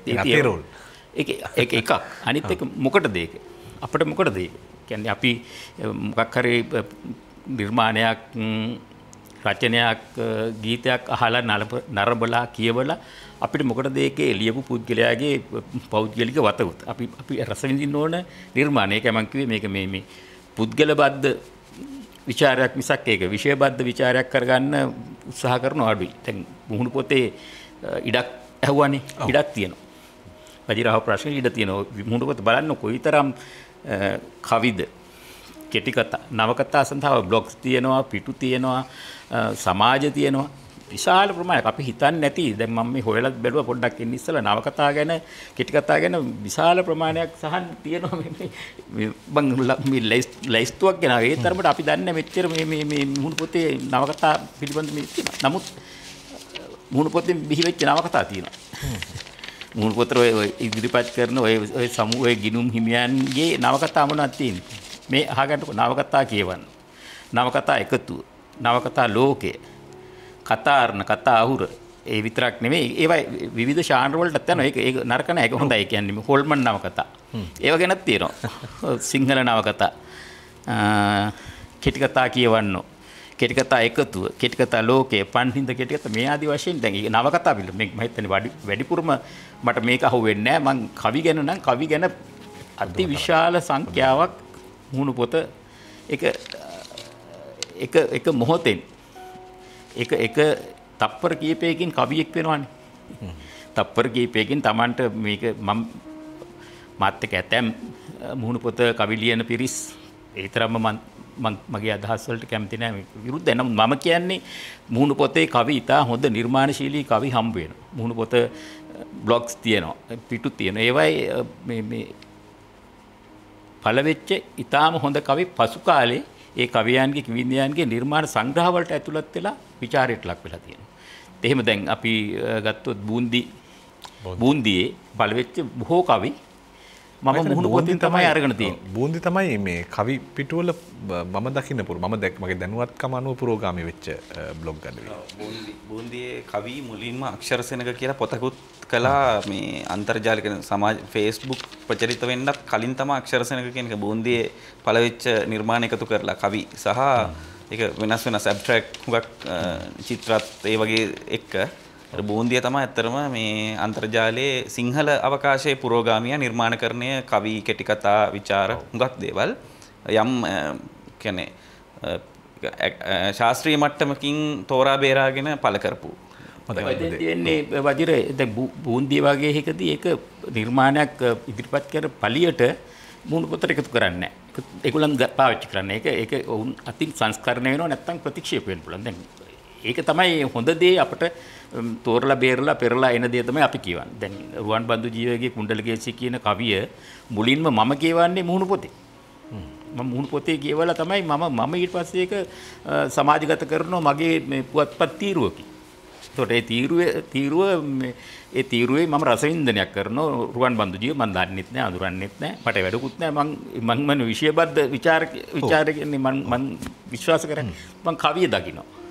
කවියා වැඩක් නෑ. එතකොට රුවන් බන්දු ජීව පස්සේ බහුගේ මේ මම හිතන්නේ අද දක්වා අපේ විචාරකයන්ගේ රසිකයන්ගේ විශාල සාකච්ඡාවට සම්භාවනාවට පාත්‍ර වෙච්ච කවියක් හැටියට මේ කුණ්ඩලකේසි දකින්න. එතකොට ඒක කුණ්ඩලකේසි කියවන මුහුණු පොත රසිකයෙකුට ගිනුම්මිමියෙකුට කවි ලියන කෙනෙකුට ආදර්ශයක්. මොකද කොහොමද මේ අපි ඓතිහාසික නැත්නම් අපේ ආගමික සංස්ථාවක චරිතයක් අරගෙන කොහොමද ඒක අලුත් ආකාරයට ප්‍රතිනිර්මාණය කරන්නේ. ඒ චරිතය අද නවීන සමාජයේ මේ උපසංස්කෘතියක චරිත කීපයක් හා එකතු කරගෙන ඔහු කරපු නිර්මාණය බලන්න. කොයිතරම් ඒක අපූර්වද. ඒක තමයි මුහුණු පොතෙන් මම කිව්වේ ඉඩ තියෙනවා. හොඳ නිර්මාණයකට. ඒක හොඳ මෙවලමක්. නමුත් අපි දකින බහුතර නිර්මාණ මේ අර මුහුණු පොත ඔවුන්ගේ මිතුරියන්ගේ ප්‍රතිචාර වලින් මේ යැපෙන නිර්මාණ බවට පත්වීම තමයි මම ඒකට විරුද්ධ. මොකද ඒ ප්‍රතිචාර දක්වන අය විචාරකයෝ නෙවෙයි. ඔවුන්ට රසවින්දනයක් තියෙන්න බෑ. ඔවුන් Tamanගේ පුද්ගලික යාළු මිත්‍රකම උඩ වජිර කවියක් දැම්මොත් ඉතින් ලෝකේ වටේම ඉන්න ඕනේ වජිර දන්න අය ඕස්ට්‍රේලියාවේ ඉන්න පුළුවන්, නවසීලන්තේ ඉන්න පුළුවන්, එංගලන්තේ. ඒ රසිකයෝ සමහරලාට වජිරගේ මේ වැඩසටහන් දැකලා කැමැත්තට කියන වජිර මචං පට්ටයි උඹේ කවිය. ඒක හරියන්නේ නැහැ. මොකද ඒක එතන ਵਿਚාරයක් නැහැනේ. නමුත් හොඳ රසිකත්වයක් තියෙන ਵਿਚාරකයොත් හොඳ නිර්මාණශීලී පරපුරකුත් මුහුණු පොතේ කවිය විශේෂයෙන් කවිය ගත්තොත් මම නවකතා කීටි කතා වෙන ඒ අඩවි ගැන වැඩිපුර දන්නේ නැහැ. මම කියවන්නේ නැහැ වැඩිපුර. මට වෙලාව නැති නිසා. නමුත් කවිය මගේ විෂය නිසා මම ඒක ඒ සම්බන්ධව ඒ ආශ්‍රය තියාගෙන ඉන්නවා. ඉතින් දැක්කාම ඇතැම් වෙලාවට හරීම මේ දුක හිතෙනවා. මොකද සමහර බොහෝ වෙලාවට මේක වෙන්නේ කිවිඳියන්ට. කිවිඳියෝ ඉන්නෝ මේ කියන්න බැරි ප්‍රමාණයක් මුහුණු පොතේ කිවිඳියෝ. ඒ මොකද ඒගොල්ලන්ගේ බලන්න හොඳ කවියක් දැම්මොත් හොඳ කවියක් හොඳ පෝස්ටුවකට මම මේක අත්දැකීමෙන් කියන්නම්. මම ඊ පෙරේදා මේ ලාල් හෑගොඩගේ කවියක් රසවින්දනය කරලා පුවත්පතේ ගියේ එක මුහුණු පොතට එකතු කරා. ඒකට ඉතින්දි බලන්න ඕන මම නෙමෙයි ලාල් හෑගොඩනේ. ලාල් හෑගොඩ කවියට ආදරයක් තියෙනවා නම් කවියට ඊටාම ශෝකජනකයි. ඒකට ලැබුණු ප්‍රතිචාර. නමුත් කසි කබල් ප්‍රේම් කවියක් ලියපු කිවිඳියගේ ගත්තොත් එයාට එනවා මේ 1K 2K ඔය තරමට එනවා. ඒකෙන් මනින්න බෑ වජිර. මුහුණු පොතේ ඒ ඉඩ තියෙනවා. ඒ ඉඩ අපි භාවිත කරන විදිය තමයි වැදගත්. දැන් අපි සරලව අහුවොත් ඔබතුමා පුවත්පතකට නිර්මාණයක් කරයින් පස්සේ ලැබෙන ප්‍රතිචාරයයි මුහුණු පොතට නිර්මාණයක් යොමු කරාම ලැබෙන ප්‍රතිචාරය අතර ගත්තාම වැඩිපුර ප්‍රතිචාර ලැබෙන්නේ මුහුණු පොතෙන්ද පුවත්පතෙන්ද? මම හිතන්නේ පුවත්පතක නිර්මාණයකට ලැබෙන ප්‍රතිචාර වැඩි. හොඳයි. දැන් සහන් අපි දැන් ආවොත් එහෙම මේ කතාවෙම දිගුවක් හොයාගෙන දැන් අපි වර්ධනීය අවස්ථාවන් හොයාගෙන එන්නේ. දැන් මුහුණු පොත හෝ නවමාධ්‍ය හෝ වර්ධනීයව ඉස්සරහට යන්නට ඕන. දැන් අපි දන්නවා මේ පොදුවේ කරපු sannivedanaya පුද්ගල කේන්ද්‍රීයව sannivedanayak බවට පත් වුණානේ මේ හරහා. එතකොට මෙතන තියෙන ගැළපුම නොගැළපුම අපි කොහොමද හඳුනගන්නේ? දැන් පොදු sannivedanaya පුද්ගල කේන්ද්‍රීය වීම තුළ සිද්ධ වුණු යහපත අයහපත පැහැදිලි කරගන්නේ කොහොමද අපි? උතන වජිර පුද්ගල කේන්ද්‍රීය වීම අපි තේරුම් ගන්න එකක් තමයි මේ අපි තුමු සමාජ මාධ්‍ය ජාලය ප්‍රධාන වශයෙන් ලංකාවේ තියෙන Facebook. අපිට කොච්චර කිව්වත් ඒකෙන් මිදෙන්න බෑ අපි මේක සාමාන්‍යකරණයට ලක් කරන්න Facebook, Twitter, YouTube, blog කියලා කිව්වත් අද අපිට පිළිගන්න වෙනවා Facebook තමයි ප්‍රධාන කතිකාව ඇතුළත අපිට ගන්න වෙන උදාහරණයක්. බහුතර පරිශීලකයන් ඉන්නේ. ඉතින් එතකොට අපිට Facebook ඇතුළේ අපිට පිළිගන්න වෙන කාරණයක් තියෙනවා මේක නිකන් සමාන්තර විශ්ව කීපයක එකතුවක් වගේ. දැන් ගලපති මහත්මයා කොඩි මම වජිරෝ සියලුම දෙනා කතා කරන විශ්වය ඇතුලේ නැති විශ්ව කිහිපයක් මේ Facebook ඇතුලේ තියෙනවා. ඒක අපිට කරන්න පුළුවන් තමන්ට ඕන නම් වෙන account එකක් හදාගෙන වජිර ජයවර්ධන කියන්නේ නැතුව වෙන account එකක් හදාගෙන ඔයාලට සැරසරුවා නම් ඔයාලට හම්බ වෙනවා බස් වලට ප්‍රේම කරන කට්ටිය. ඊට පස්සේ ෆොටෝස් දාලා ලයික් ඉල්ලන සහ ලයික් කරන කියන්නේ තමන්ගේ ෆොටෝ එක උදේට දාලා ඉවරලා 100ක් විතර ටැග් කරන එහෙම කට්ටියක් ඉන්නවා. ඒක අපිට ඒ වෙන විශ්වයකට යන්න ඕනේ නැහැ. අපි සමහර වෙලාවට පොත්පත් වලින් චිත්‍රපටි ගීත රචනා වලින් අපේ ලෝකවල හිටපු පතාක යෝධයෝ කලාකාරයෝ දැවැන්තයෝ Facebook ඇවිල්ලා මුල් කාලීනව ඒ ක්‍රියාකාරකම් වලත් යෙදෙනවා අපි දකිනවා. ඒ කියන්නේ මේ ලයික්ස් වෙනුවෙන් සහ දාන කමෙන්ට්ස් සියලුම දේවල් මල් පොකුරු දාගෙන එහෙම මම හිතනවා මාස කීපයක් ඇද්දී උන්ට තේරිලා ඉක්මනට ඒ ක්‍රමයෙන් ට්‍රැක් එකෙන් පැනලා හරි ට්‍රැක් එකට හරි හෝ වැරදි අනිත් අය ඉන්න පොදු ට්‍රැක් එකට එන අවස්ථාවල් තියෙනවා. ඉතින් අර පුද්ගල කේන්ද්‍රීය වුණාම වෙන්නේ Facebook හඳුනා නොගැනීම සහ මේ Facebook එක තමන් කොහොමද පරිශීලනය කරන්නේ කියන අදහස නැති එක. අපි වෙන උදාහරණයක් ඕනේ අපි හිතමු කාට හරි සුබ පතන්න ඕන නම් අපි කියන්නේ කවුරුන් හෝ කෙනෙක් ගැන අපි ලිපියක් ලිව්වහම පල්ලෙහා සමහරලාට වටනවා මම හිත උදාහරණයකට බුද්ධදාස ගලපති මහත්තයාගේ මම පොතක් එනවා නම් මම පොත ගැන කල්තියා කියන්නේ ඒ ගැන පොඩි ලිපියක් ලියලා Facebook දානවා. මම ලියනවා මෙහෙම බුද්ධදාස ගලපති මහත්තයාගේ මුල් කාලීන කෘති එතුමා සරච්චන්ද්‍ර මාස්ටර්ස් එක්ක වැඩ කරපුවා ඒ වගේ එතුමාගේ කලා ජීවිතය ගැන ලියලා පොතට සුබ පතනවා. ඉතින් පල්ලෙහා අනිවාර්යෙන් වැටෙනවා සෙල්ෆි කීපයක්. බුද්ධදාස ගලපති මහත්තයත් සමග ගත්ත. එතුමා ඔහු ඉතා හොඳ සහෘදයෙක්, හොඳ හිතවත්, හරි කාරුණිකයි කියලා තමන් ගත්ත සෙල්ෆි එකක් දානවා. ඉතින් අපිට ඒක වළක්වන්න බෑ. ඒක එයාගේ පෝස්ට් එක කියවලා තියෙන විදිහ. ඒක තමන්ට ආදේශ කරගෙන තියෙන මමත් එයාව අඳුරනවා. මම එයාත් එක්ක ෆොටෝ එකක් අරගෙන තියෙනවා. මම එයාත් එක්ක පුද්ගලිකව කතා කරනවා. නැත්නම් කවුරු හරි කියන්න පුළුවන් අපේ තාත්තගේ ක්ලාස්මේට්. නැත්නම් අපේ අල්ලපු ගෙදර ඉස්සර හිටි. ඒක තව කාට හරි කෙනෙක්ට විරෝධය දක්වන්න පුළුවන්. නමුත් එතුමාගේ අලුත් කවි පොත් කීපයකට මම එකකටවත් කැමති නෑ. ඔහුගේ හොඳම පොත අන්තිමට ලියපු අහවල් පොත. දැන් සමහර අය කෙලිම විරෝධතා දක්වනවා. දැන් එයා කවි ලියන එක නවත්තන්න ඕනේ. මං කියන්නේ එහෙම කියලාත් ඒ කියන්නේ සාහිත්‍යමය වශයෙන් සංවාද වලට එනවා. සමහරට අපි දන්න අය නොදන්න අය වෙන්න පුළුවන් එහෙම. ඉතින් අර පුද්ගලාබද්ධ වීම ගැන ඉතින් අපිට තේරුම් ගන්න අපි ඒක තේරුම් ගන්න ඕනේ විෂයක් ගැන කතා කරද්දී මේ විෂය කොතනට එනකන් විෂය ගැන කතා කරනවද? අපි ඒක පුද්ගලික පැත්තට යනවද කියලා. ඉතින් සමහර අයට විෂය ගැන කතා කරන්න දැනුවත් වීමක් නැති හින්දා ඒගොල්ලෝ පුද්ගලිකත්වයේ කතා කරනවා. අපිට ඒක වළක්වන්නත් බෑ. එතකොට එයා තේරුම් ගන්න ඕනේ, ඒ කියන්නේ පරිශීලකයා තේරුම් ගන්න ඕනේ තමන් මේක දාන එක මෙතනට සුදුසුද, මේක යෝග්‍ය දෙයක්ද අයෝග්‍ය දෙයක්ද ඒ වගේ දෙයක්. ඒකත් එක්කම අර අපි කිව්වා වගේ දැන් ගලපති මහත්මයා මතක් කළා සමහර ඉතා හොඳ ලිපි වලට ප්‍රතිචාර නැහැ. කිසිම දෙයකට ප්‍රතිචාර කියන්නේ කිසිම වැදගත්කමකට නැති හරි කසිකබල් දෙයක් ලිව්වොත් කියලා. ඉතින් ඒ දේ අපි සෝෂල් මීඩියා තුල ඉන්න හැමදේම දකින්නවනේ වජිර. අපි හිතමු වජිර පූරකයෙක් නිවේදකයෙක්. අපි දකිනවා පහුගිය දශකයේ පුරාම නිවේදකයේ පූරකයේ ඔච්චර අභ්‍යාසවල යෙදিলা පුහුණු වීම කරලා නිවේදකයේ ඉද්දි අර නිලියෝ ඉන්නවා රූපවාහිනී වැඩසටහන් සහ සම්මාන උළෙලවල් සියලුම උළෙලවල් ආක්‍රමණය කරනවා නිලියෝ නිවේදිකාව බවට පත් වෙනවා. නළුවෝ නිවේදකයෝ බවට පත් වෙනවා. කියන්නේ නිලියෝ කියන්නේ මේ බග්නසවර වෙවුලන කටහඬවල් තියෙන නිලියෝ. විශේෂයෙන් මේක හඳුනාගත හැකි ඒ නිලියගේ කටහඬෙන්ම අපි අඳුරනවා මේ බග්නසවරය ඇහිද්දි මේ අහවල් නිලිය කියලා.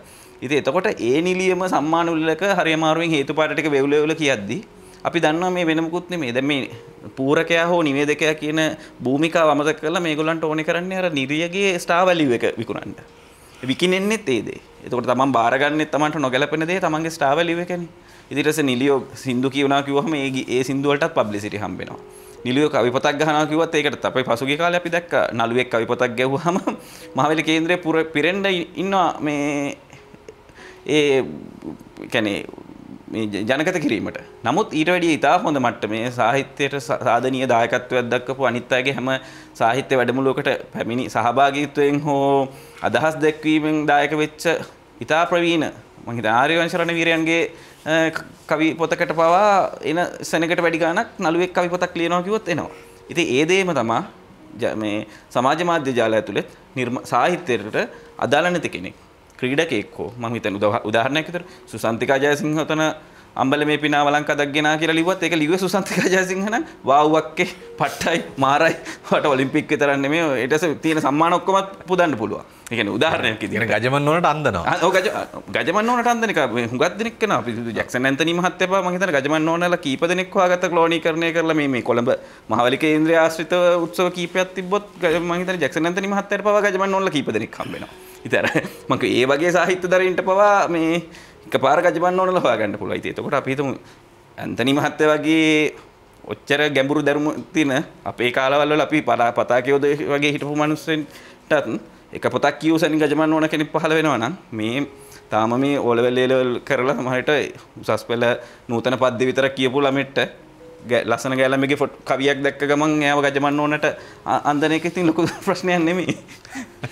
අතන මේ උත්කර්ෂයට නැගීම සහ මේ උත්කර්ෂය ඇතුලේ මං මුලා වීම. දැන් කොඩි මේ ඔබ ලියන කවිවලට ඔබට ප්‍රතිචාර පළ වෙනවා. දැන් සාමාන්‍යයෙන් පුවත්පතට ලිව්වෙන් පස්සෙත් ප්‍රතිචාර එනවනේ. දැන් කවුරු හරි ගැන ඔබ සිනමා නිර්මාණයක් බලලා විචාරයක් කරයින් පස්සේ ඔබට ඒකට ප්‍රතිචාර එනවා. ඒ වගේම ඔය මුහුණ පොතට ලියන එකටත් ප්‍රතිචාර එනවා. මේ ප්‍රතිචාරය දරා ගැනීමේ සීමාව කොතනද තියාගන්න ඕන? දැන් කියන්නේ ඒක ප්‍රතිචාරය දරා ගැනීමේ සීමාව කියන්නේ දැන් Tamanට ප්‍රතිචාරයක් ආවයින් පස්සේ ඒක කොහොමද අපි පිළිගන්න ඕන? දැන් ඔබේ අත්දැකීම් එක සහ පොදුවේ අපි කියා දෙන්න උන අත්දැකීම් එක.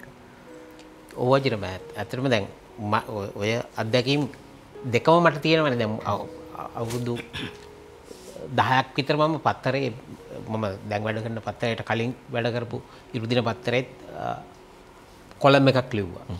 දැනුත් ලියනවා. තාම ලියනවා. ඒ දැන් අවුරුදු 15ක් මේ 10ක් 12ක් විතර තිස්සේ. ඒ කාලේ විශේෂ සමාජ මාධ්‍ය වැඩිපුර මේ ප්‍රචලිත නැති කාලේ. එතකොට ඒ වටාපු ප්‍රතිචාර සහ දැන් මේ සමාජ මාධ්‍ය ඇතුලේ හැසිරෙද්දී ඒ ලියන කියන දේවල් වලට එද්දී ලැබෙන ප්‍රතිචාරات එක්ක පැහැදිලිවම වෙනසක් තියෙනවා. හරිම සරල පොඩි නිකන් සිල්ලර තැනකින් දැන් Facebook එකට මොකක් හරි ලියපු ගමන් ඒකේ ප්‍රතිචාරය පොඩි මේ එක වචනයක් දෙකක් නැත්තම් ඉමෝජි එක එහෙමනේ. මේ අර පත්‍රවල ලියන කියන දේවල් වලට ඒ කාලේ එක්ක ලියුමක් එනවා නැත්තම් ටෙලිෆෝන් එකෙන් කතා කරනවා. ඉස්සර නම් SMS එකක් හුමාරු වෙනවා. හම්බුනාම කියනවා. හම්බුනාම බනිනවා. හම්බුනාම ගහන එහෙම ප්‍රතිචාරත් මට නම් හම්බ වෙලා තියෙන ඕනතර. හැබැයි දැන් මේකට එද්දී හරිම නිකන් සමහර මේ එන ප්‍රතිචාර දැකම හරිම බොළඳයි. ඒක මේ අපිට දරා ගන්නත් අමාරුයි වගේ තැනක තියෙනවා. ඒක අර සාන් මතක් කරා මේ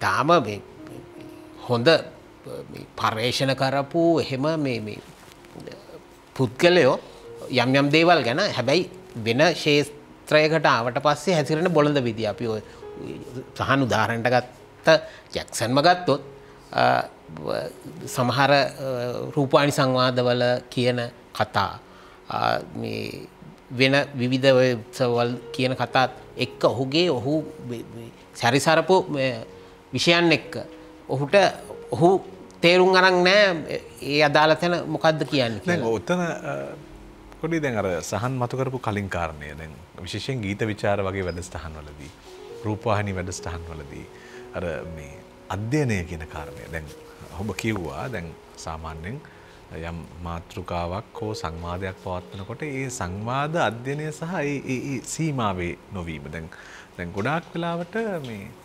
සංවාදවලුත් මිනිස්සු ඈත් වෙන්න හේතුවක් වෙලා තියෙනවා. දැන් පුවත්පත්වලුත් මිනිස්සු ඈත් වෙන්න හේතුවක් වෙලා තියෙනවා. මොකද පුවත්පතේ ලිපිය තුල අන්තර්ගත වෙන මාතෘකාවයි අන්තර්ගතයයි සෑහෙන දුරස්. මේ වගේ කාරණා කොහොමද දැන් සමාජ මාධ්‍ය ඇසුරෙන් අපි විස්තර කරන්නේ සාහිත්‍යයට ලං වෙලා? මම හිතන්නේ දැන් තියෙන ලොකුම කාරණේ තමයි මේ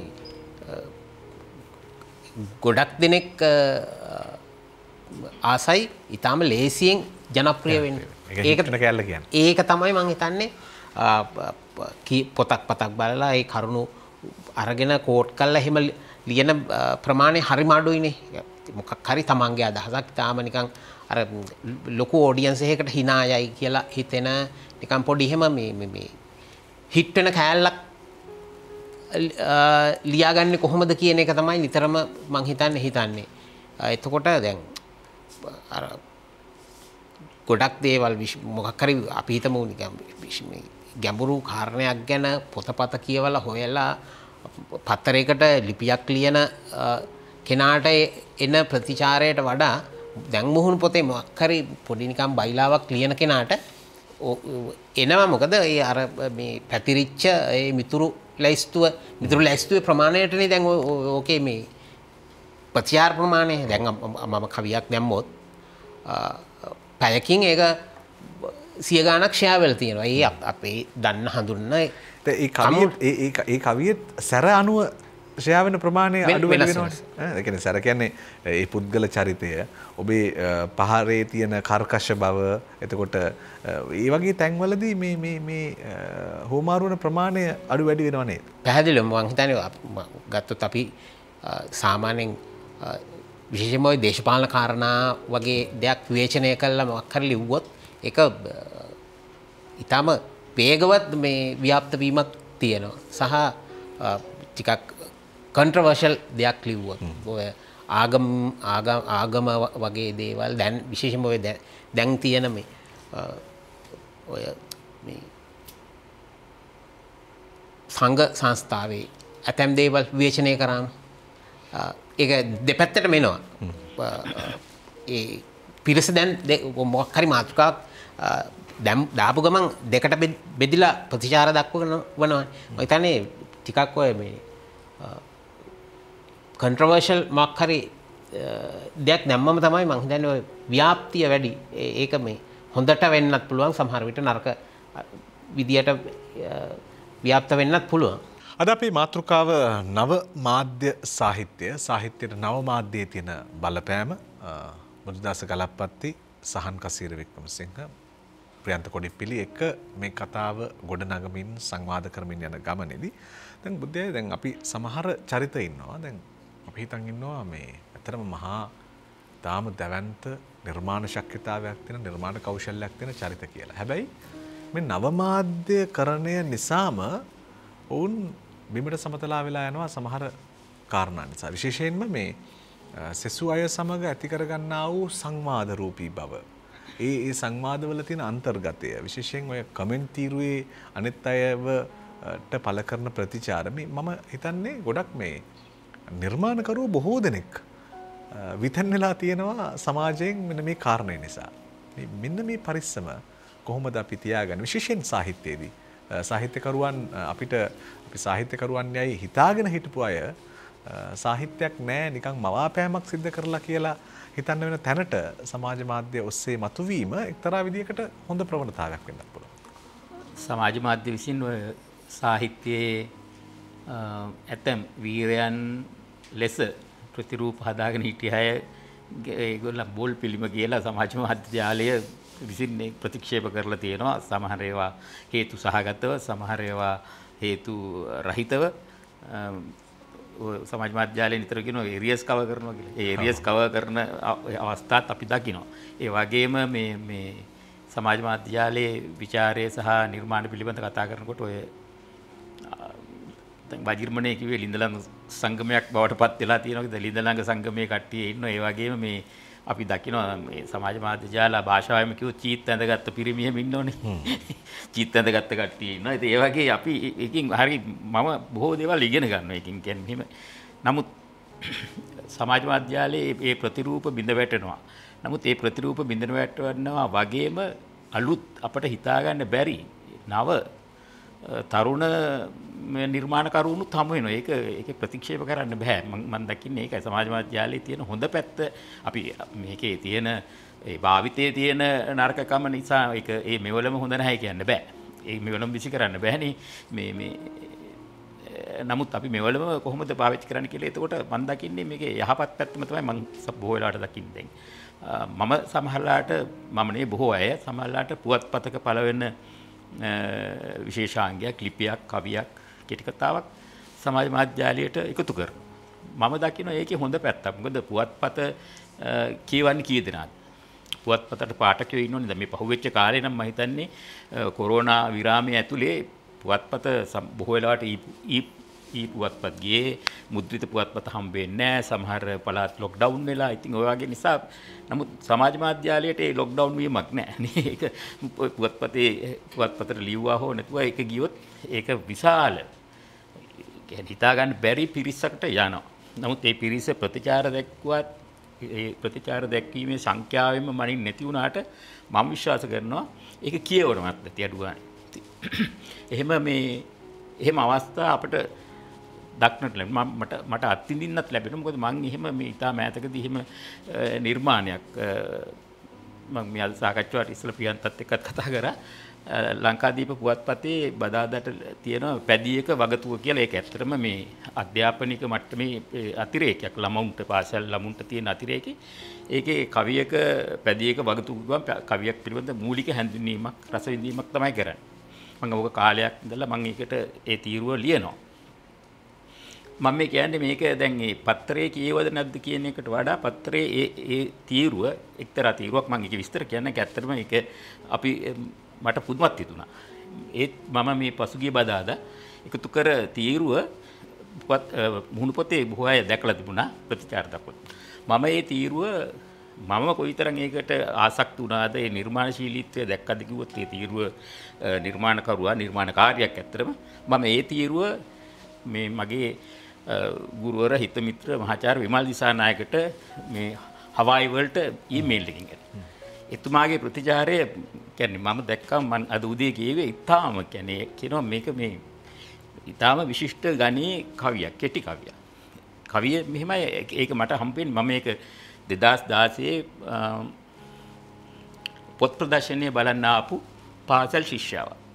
ඒ පාසල් ශිෂ්‍යාව මුස්ලිම් නශ්‍රීමාවෝ ඒ වගේ නමක්. ඉගෙන ගන්න ගම්පහ සිරිකුරු විද්‍යාලය. උසස් පෙළ පන්ති. කවියක් ලියනවා මේ ඒ දැන් එතෙන්ට ඇවිල්ලා කැටපත් පවුරේ කවි ලියනවනේ. ඔව්. ඒ කවි ලියන අය සමහර අය ගෙදරින් කවි හදාගෙන එනවා.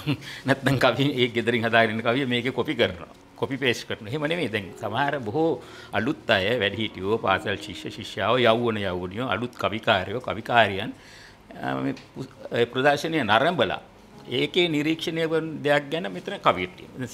සීගිරි නැගපු කැටපත් පවුරේ අදහසක් ඒකනේ.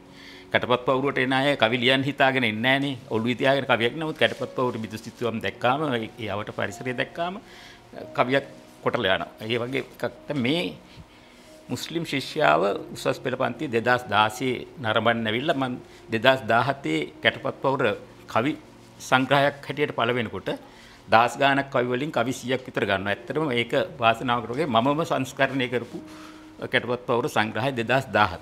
මේකේ තියෙන ඒ කවිය මුස්ලිම් කවිය සහන් කියවලා තියෙනවද මතක නැහැ දන්නේ නැහැ.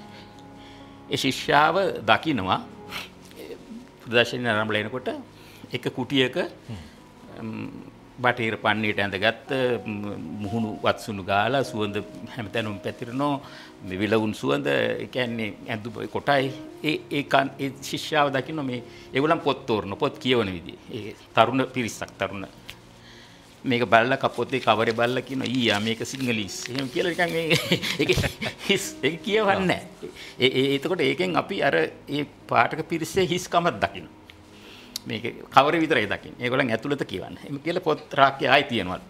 දැන් මේ දරුවා මේ පාසල් ශිෂ්‍යාව මුස්ලිම්. ඒක මතක තියාගන්න. එයා දකින්නවා තවත් කුටියක මහලු කාන්තාවක් පොතක් කියව. දැන් මෙයා ඒක තමයි කිව්වේ නිර්මාණශීලීත්වය නිර්මාණකරුවෙකුගේ පරිකල්පනය නැත්තම් නිරීක්ෂණය කොයිතරම් කියන්නේ ඒ නිර්මාණයකට වැදගත් වෙනවද කියලා. මේ දරුවා මේ මුස්ලිම් දරුවා උසස් පෙළ පන්තියේ ගම්පහදිස් පුලිස් නම තියෙන එකේ මේ පැදියක වගතුගේ බදාදා කියන අර දැන් අර කොටසක් දැක්කා සමාජයේ එක්තරා පන්තියක් නියෝජනය කරන මේ ප්‍රදර්ශනයේ නරඹන්න ආපු මෝස්තරයකට නරඹන්න ආපු පිරිස. හැබැයි ඇත්තටම පොතක් කියවන්න පොත් ගන්න ආපු කාන්තාවක් මහලු කාන්තාවක් කියවනවලු පොත. මේ මුස්ලිම් දරිය කියනවා මහියංගනේ සිට පැමිණි මෙහෙම මේ අම්මා කෙනෙක් සෙරප්පු දෙකක් දාගෙන පාන්දර ඇවිල්ලා තියෙනවා. අතේ පිච්චියක් නැතුව අර කුටියට වෙලා කියවනවලු යසෝදරාවත. බලන්න ඒක දැන් මං කල්පනා කරන්නේ කොහොමද මේ මුස්ලිම් දරුවාට යසෝදරාවත් මතක් වෙන්නේ. එයා දැන් අපි ඔය දැන් ආගම් ભેද වාද අනම්මනම් කතා කරනෝනේ ඒව නෑ ඒව බොරුනේ. දැන් එහෙම නැත්නම් මේ මුස්ලිම් මේ ශිෂ්‍යාවට යසෝදරාවත් නැතුව වෙන මොකක් හරි කියන්න බැරිය. මේ වෙන මුස්ලිම් ලේඛිකාවගේ පොතක් කියවුවා කියලා. එහෙම නෑ. ඒක එතකොට මම බැලුවා කොච්චර ඒක මේ නිර්මාණ. එතකොට ඒක ඒ පුවත්පත් තීරුව මම මුහුණු පොතට අලවනවා.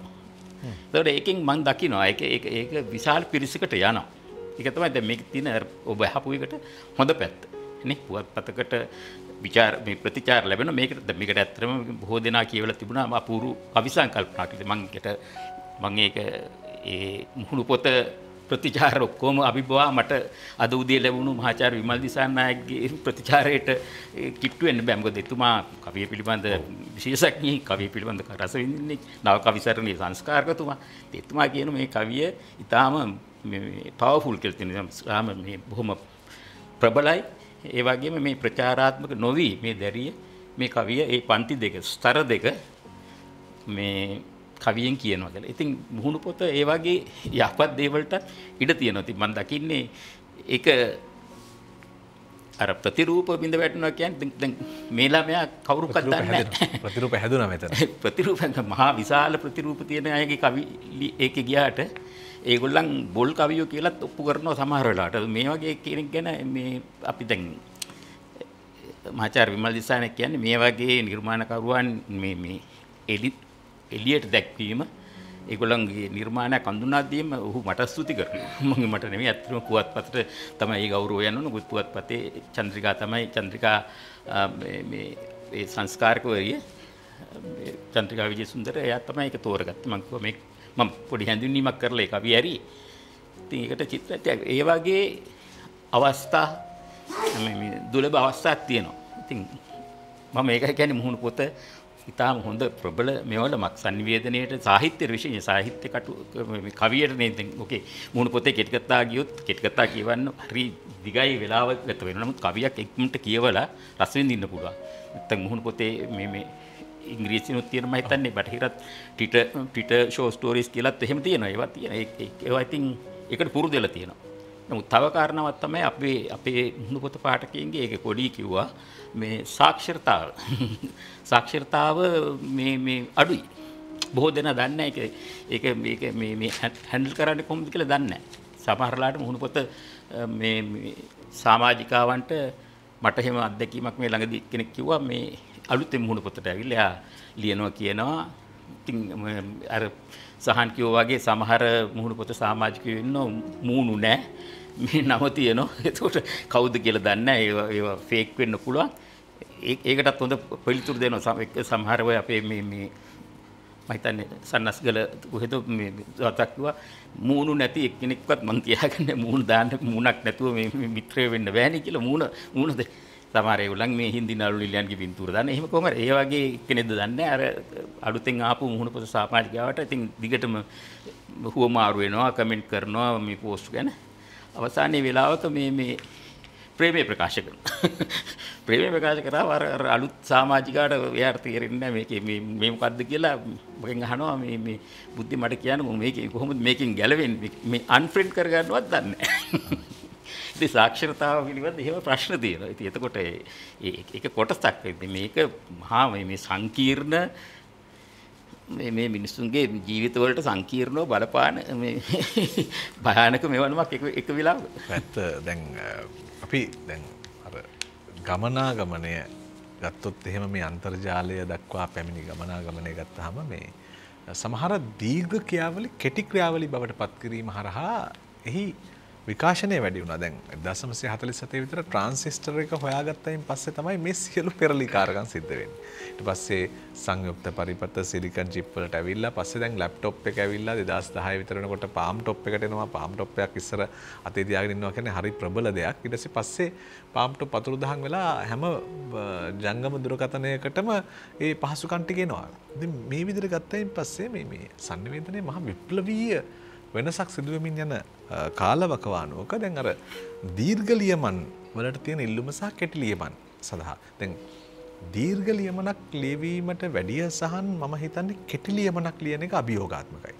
ඒ නිසාද ඔය නවමාධ්‍ය ඇතුලේ අපිට මේ ගොඩක් දක්ෂ සාහිත්‍යකරු අපිට හම්බෙන්නේ. දැන් ඊටාම සූක්ෂමව කෙටියෙන් තමන්ගේ අදහස ප්‍රකාශ කරන කෙනා ජනප්‍රිය වෙනවා.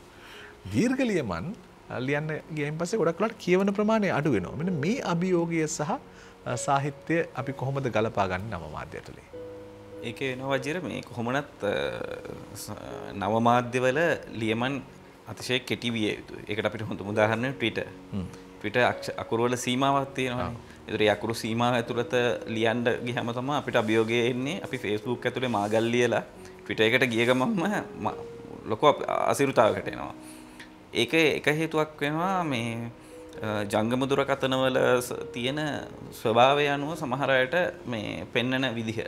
අපි හිතමු දැන් ඕනේ පෝස්ට් එකක් අකුරු වචන 200 පෙන්නුවා කියන්නේ එක ස්ක්‍රීන් එකකින් බලා ගන්න අමාරුයි මොබයිල් එකක නම්. සාමාන්‍ය ස්මාර්ට්ෆෝන් එකක වචන 200 පෙන්නොත් එක ස්ක්‍රීන් එක කියන්නේ ස්ක්‍රීන් එකේ බලපු ගමන් සම්පූර්ණ ආටිකල් එක බලන්න බෑ. සීමෝ කියලා කියන්නේ තවදුරටත් පල්ලෙහාට ගිහින් බලන්න කියන එක. ඒක කියන්නේ ඒ ෆෝන් එකේ වර්ගය අනුව සමහර වෙලාවට පරිශීලකයාට කරදරයක් වෙන්න පුළුවන් පල්ලෙහාට යන එක සමහරලාට පෙන්වන්නේ නැහැ. සමහරලාට ස්ලෝ වෙනවා ඒ වගේ. ඉතින් එතකොට අපි හිතමු අපි පත්තරයකට ලියනෝගේ වචන 2000ක විතර ලිපියක් ලිව්වොත් අනිවාර්යෙන් ඒ ලියන කෙනාට මේ කියවන කෙනාට ඒක අපහසුතාවයක් වෙනවා. ඉතින් එතකොට මේ මෙතනදී සමහර වෙලාවට අභියෝගයේ එන්නේ සාරාංශගත කිරීම සහ ඒ කියන්නේ පංච වෙන දේවල් අදාළ වැදගත්ම කාරණා සියල්ල ඒ ලිපිය ඇතුළත මිඩංගු මේ ගොනු කරන්න වා කියන අභියෝගය තමයි හුඟක් රචකයින්ට එන්නේ. සයිබර් එකට ලිපි ලියන රචකයින්ට කියන්නේ සෝෂල් මීඩියා වලටම ලිපි ලියන රචකයින්ට. ඒ අනුව සමහරවිට පුවත්පත් කලාවේදීන් හෝ නවකතාකරණයේදී දීර්ඝ කියන්නේ කෙටි කතා ශිල්පීන් මේ රචකයින් හැටියට ඉතාමත් ප්‍රශස්ත මට්ටමේ ඉන්න ලේඛකයින් සමහර විට සයිබර් වල නවමාධ්‍යවලදී පසුබාන්න පුළුවන්. මොකද ඔවුන්ට අර සාරාංශ කිරීමේ හැකියාවක් නැහැ. සමහරට ඔවුන්ට ඒ හැකියාව වර්ධනය කර ගැනීමට හෝ හැකියාව උරගා බලන්න උවමනාවක් නැහැ. ඔවුන් තමන්ගේ ක්‍රමයට මේ දීර්ඝ ලිපිම යොදනවා නැත්නම් නොලිය ඉන්නවා නවමාධ්‍යවල. ඒක ඔවුන් පරිශීලකයෝ වුණාට ඔවුන් නරඹන විදිහට විතරක් ඉන්නවා. මොකද ඔවුන්ට අර ඒ වෙනසට මේ හුරු වෙන්න උවමනාවක් නැතිකම. ඒත් එක්කම දීර්ඝ ලිපියකදී දීර්ඝ නවකතාවකදී හෝ කෙටි කතාවකදී පුවත්පත් ලිපියකදී ඊතරම් සාර්ථක නොවන ලේඛකීන් හෝ රචකයින් නවමාධ්‍ය තුළ ඉතා ජනප්‍රිය වෙන්න පුළුවන්. මොකද උන්ට කෙටි ලිපියක් ඇතුළත සියලුම දේවල් කියන්නේ කියවන්න ආකර්ෂණය කිරීමේ හැකියාව තියෙන. උදාහරණයක් විදිහට අපිට කියන්න පුළුවන් දැන් අපි ලියන දේවල් වලට මම නිකන් සිහියට එන නමක් ගත්තොත් කත්යන අමරසිංහ මගේ සංස්කාරකවරිය. ඒතර මම අවුරුදු ගාණක් මම පත්තරයට ලියද්දි මගේ ලිපි සංස්කරණය කරන්නේ සහ වැරදි පෙන්වන්නේ කත්යන. කත්යන Facebook එකේ ලියන ලිපියකට ලැබෙන ප්‍රතිචාර සාපේක්ෂව මගේ ලිපියකට ලැබෙන ප්‍රතිචාර වලට වැඩිය අඩුයි. නමුත් කත්යනගේ නවකතා පරිවර්තන ඉතා විශිෂ්ට මට්ටමක පවතිනවා. මට මම ඒ සියලුම දේවල් වලින් 10න් පංගුවක්වත් කරලා නැහැ සහ මට එච්චර සංයමයක්වත් මට එහෙම හැකියාවක් නැහැ. මොකද මට කෙටියට ලිවීමේ හැකියාව තියෙනවා. වචන 200කින් 300කින් කතාවක් කියලා දාන්න හැකියාව තියෙනවා. නමුත් කත්යනට තියෙන නවකතාවක් කත්යන ලියපු වන්නදාසී නිලිවැස්ස ඒ වගේ නවකතාවල කත්යන දක්වලා තියෙන පරිචය සහ ඒ විස්තර කිරීම වලට යන්න මට කම්මැලි. මම හරි කම්මැලි පුද්ගලයෙක් එක පරිච්ඡේදයක් එච්චර දුරට විස්තර කරන. ඒ කියන්නේ මේ හැකියාව මට නැහැ කියන එක. නමුත් එතකොට දැන් Facebook එකකින් අපි බැලුවොත් එහෙම කත්යනගේ ඔඩියන්ස් එකයි මගේ ඔඩියන්ස් එකයි අතර ලොකු වෙනසක් තියෙන්න පුළුවන්. නමුත් හැකියාව බැලුවාම අර කෙටි කිරීමේ හැකියාව මත තමයි මම නවමාධ්‍ය ඇතුලේ මගේ නම මේ පවතින්නේ සහ මේ ඒකෙන් කියවෙන්නේ මගේ හැකියාව කියන එක. නමුත් අර සාරාංශගත කිරීමේ ලියන්න තියෙන උනන්දුව සහ ඒක කරන්න දක්වන හැකියාව මත නවමාධ්‍ය මත මේ රඳා පවතින්නේ මේ කියවීමේ සහ පාඨකයන් ප්‍රමාණය.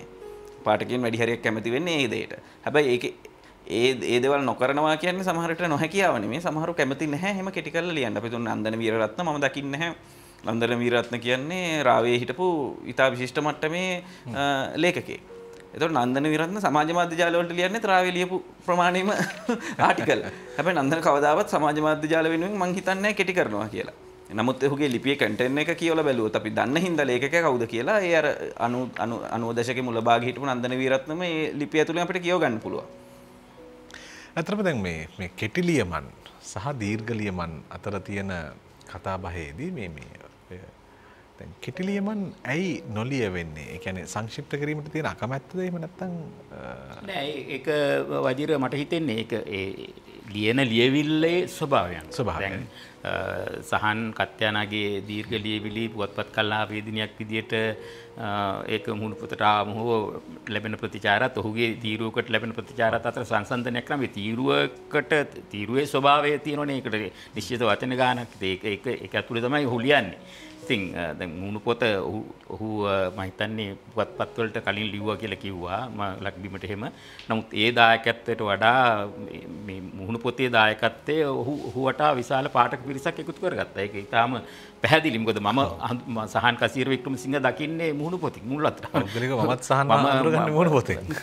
මම අර මේ විෂයබද්ධ ਵਿਚාරය අදහන කෙනෙක් හැටියට මට පුද්ගලයා වැඩක් නැති නිසා මම ඒ ඔහුගේ ආච්චිගේ කොළම කියවලා මම බැලුවා කවුද මේ තීරුව ලියන මිනිස්සයා කියලා. ඉතින් ඔහුගේ තීරුවේ විෂය අදාළ විෂයට බාහිර කාරණා ඉතිහාසය ආගම සාහිත්‍ය සියලු අමුතු චරිත එකතු කරලා ලියනවා. ඉතින් මට සමහරලාට මම කීපයක් දිගටම ඒකේ ෆොලෝවර් කෙනෙක් විදියට හිටියා කියවලා මම ඔහුට මුහුණු පොතෙන්ම ආමන්ත්‍රණය කරා මේ දිගටම ලියන්න. මම සහන් කසිරියට දන්නේ නැහැ මේ කළුදු සුදුවත් කියලා දන්නේ නැහැ. මම කිව්වා මේ ලියන්න ඔයා මට සමහරලාට ඇත්තටම මම කෝට් කරා මේ උපුටා දැක්වා මට මේ අපේ විශිෂ්ට තීරු ලිපි රචකයා දායසේන ගුණසිංහත් මතක් වෙනවා සමහරලාට වාගේ මේ ලියන ශෛලිය සහ ඒකේ ඇතුළත් අන්තර්ගතය. ඉතින් එහෙම තමයි ඒ කියන්නේ. දැන් ඔහු අද මුහුණු පොතේ මේ ඉතාලම දැන් ඒ කොයිතරම් ජනප්‍රියද කිව්වොත් ඒ ආච්චිගේ තීරුව ආච්චිගේ කොළම ග්‍රන්ථගත වෙනවා. පොත් කීපයක් පළ වෙනවා. ඉතින් එතකොට ඒකට පාඨක පිරිසක් ඇති වෙනවා. එතකොට මුහුණු පොතේ අපි දකින සාහිත්‍යයේ තියෙන ලැබෙන ඉඩකඩේ යහපත් ප්‍රතිඵලයක් තමයි සහන් කසීර වික්‍රමසිංහ වගේ නැත්නම් කොඩිප්පිලිගේ කවිය. කොඩිප්පිලිගේ කවිය පුවත්පතට ලියනෝනේ. අද පුවත්පතට ලියනවා. එහෙම නැත්නම් මුහුණු පොතට වෙනම ලියනවා. ඒ කවි දෙකට දේශපාලන අර්ථ ගැන්වෙනවා. ඔහුගේ ඇතැම් වෙලාවට භාෂාවට කැමති අය ඉන්නවා, අකමැති අය ඉන්නවා. මේ සමහර විට ඒක බොහොම කටෝරයි කියනවා. ඉතින් ඒකෙන් දැන් ප්‍රතිරූපයක් හැදෙනවා. කොඩිගේ කවිය, කොඩිගේ මුහුණු පොතට ගියාම ඒකට විශාල අර බෙදී යනවා. ෂෙයාරින් වැඩි, ලයික්ස් වැඩි, කමෙන්ට් වැඩි. ඕගාලා. ඉතින් ඒක මුහුණු පොතට පුළුවන් නිර්මාණකරුවෙක් හදන්න වගේම නිර්මාණකරුවෙක් අර ප්‍රතිරූප තියෙන නිර්මාණකරුවෙක් පිටට දාන්න පුළුවන්. දැන් කොඩිගේ කවි වල දැන් අර කිව්වනේ සැර වචන, කටෝර වචන, බොහොම දරුණු ආකාරයේ වාග් ප්‍රහාර එල්ල වෙනවනේ. දැන් ඒවට ලැබුණු ප්‍රතිචාර අනුව කොඩි වෙනස් වෙලා දිනවද නැත්නම් පරණ තැනමද තාමයි?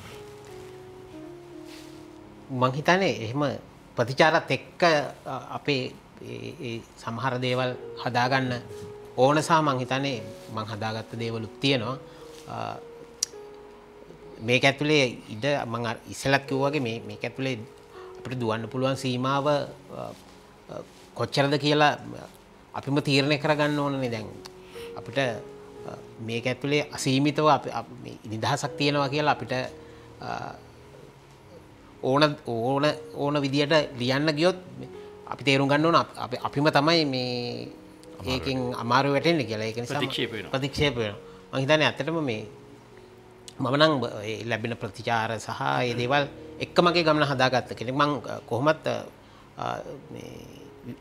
විශේෂම Facebook එකට ආවට පස්සේ මුල කාලේ මේ ටිකක් නිරීක්ෂණයක ඉඳලා පොඩි දේවල් ලියලිය ඉන්නකොට තමයි මට තේරුම් ගියේ දැන් අර සහන් කිව්වාගේ ඔය ලිවීම ඇතුලේ පත්තරේ ඒ වර්ක් එක ඇතුලේ වෙන දීර්ඝ වශයෙන් ලිව්වත් මහන්සි වෙලා එහෙම ලිව්වට මේක ඇතුලේ ඇත්තටම එහෙම බලද්දි සහ වැඩ කරද්දි සහන් කිව්වාගේ සහන්ටත් වඩා කම්මැලි මම තෝරගත්ත ඊටත් වඩා කොහොමද මේකේ මේ අඩුවෙන් වැඩ කරන්න කියලා මම මගේ වැඩේ පේලි 7කටම ගෙනාවා කොහොම හරි. ඒකෙන් මට කියන්න ඕන දේ සහ මං කියන කාරණය ඒක ඇතුළට ගේන්න මං උත්සාහ කරා. ඊට පස්සේ ඒ වගේ පිරිසක් දැන් මම දකිනවා ඉන්නවා. මං හිතන්නේ ඒක ඊටාම හොඳ ප්‍රවණතාවයක්. එහෙම දෙයක් එහෙම ට්‍රෙන්ඩ් එකක් ෆෝම් වෙන එක කොහොම හරි සමහර ඔය ප්‍රතිචාර කියන ඒවනම් අපි හැදෙන්නත් පුළුවන් විනාශ වෙන්නත් පුළුවන් මම හිතන්නේ ඕන කෙනෙක් මේ සෝෂල් මීඩියා එක පාවිච්චි කරන අය ඒ ලැබෙන ප්‍රතිචාර වලින් Tamanට ගන්න ඕන මොකද්ද නොගන්න ඕන මොකද්ද කියලා බොහොම බුද්ධිමත්ව මේ තේරුම් ගන්නවා නම් හොඳයි. මොකද ඔය කමෙන්ට් එකකට ලයික් එකකටම සීමා වෙනවා සහ ඒකම ජීවිතේ කරන් මේක ඇතුලේ ඉන්න එක එච්චරම මම හිතන්නේ සුදුසු දෙයක් නෙවෙයි. අපි අවසන් අධියරේ සාකච්ඡා වටේට ඇවිත් ඉන්නේ මේ මොකද දැන් අපි ගොඩක් ගත්තාම මේ නව මාධ්‍යයට ප්‍රවීණයන්ගේ ජ්‍යෙෂ්ඨයන්ගේ පැමිණීමේ තියෙන මදිකම නිසා දැන් ඔබ ඉන්නවා. ඒ වගේ අපිට බොහොම සුළු දෙනෙක් තමයි ඉන්නේ නව මාධ්‍යයේ ලියන්නේ. නිතර ඒ භාවිතාවේ ඉන්නේ. දැන් මේක නිසා මේ දැන් සමහර වෙලාවට මේක අර නිස්සන් මතු නොවීම සිද්ධ වෙන්න පුළුවන් නේද? දැන් ඒ කියන්නේ ජ්‍යෙෂ්ඨයන් මේ සාක්ෂරතාවය හෝ එහෙම නැත්නම් යම් කාරණා නිසා මේකට මතු නොවීම. ඇයි ජ්‍යෙෂ්ඨයෝ තරම් මේ ඔස්සේ ගමන් එන්නේ නැත්තේ? ප්‍රවීණයන්ගේ සහභාගීත්වය වජිර නවමාධ්‍යයට මේ සහභාගීත්වය අඩුයි. ඒ කාරණාවේ සත්‍යයක් තියෙනවා. මොකද එක්කෝ එයාගේ සාක්ෂරතාව පිළිබඳ ප්‍රශ්න. දකින්න බොහෝ අයට එහෙම සාක්ෂරතාව පිළිබඳ ඒ තාක්ෂණික දැනුම නැහැ. නමුත් සමහර අය මේක කෙලින්ම ප්‍රතික්ෂේප කරනවා. ඔකට මේ පුරුදු වුණොත් මේක මේ ඇඩික් වෙලා ඊට පස්සේ පිස්සුවක් වෙයි කියලා. එහෙම මම හිතන්නේ එහෙම වෙන්නේ නැහැ. මොකද Tamanට අවශ්‍ය වෙලාවට ඕක ගිහිල්ලා බලනවා මිසක් මේ බලන්න කියලා කවුරුත් බල කරන්නේ නැහනේ. මුහුණු පොතට යන්නේ මුහුණු පොතේ මේ account එකක් තියාගන්න කියලා කවුරුත් කියන්නේ නැහැ.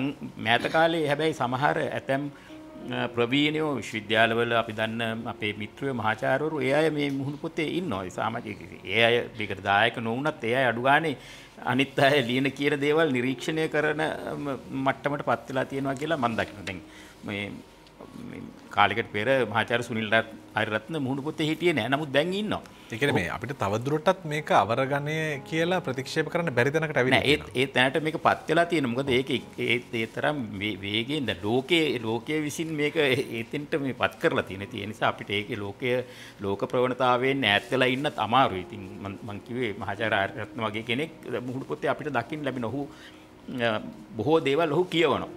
ඔහු කමෙන්ට් කරත් නැතත් ඔහුගේ පෝස්ට්ුවක් දැම්මත් නැතත් ඔහු දැකපුවාග සමහරලාට මම දුරකථනින් කතා කරාම ඔහු කියනවා මේ මුහුණු පොතේ මේ අර්ථ තිබ්බා මේක තිබ්බා මේ එහෙම එතකොට ඒක යහපත් ප්‍රවණතාවක්. නැත්නම් ඒ වගේ තමයි වෙන්න ඕන.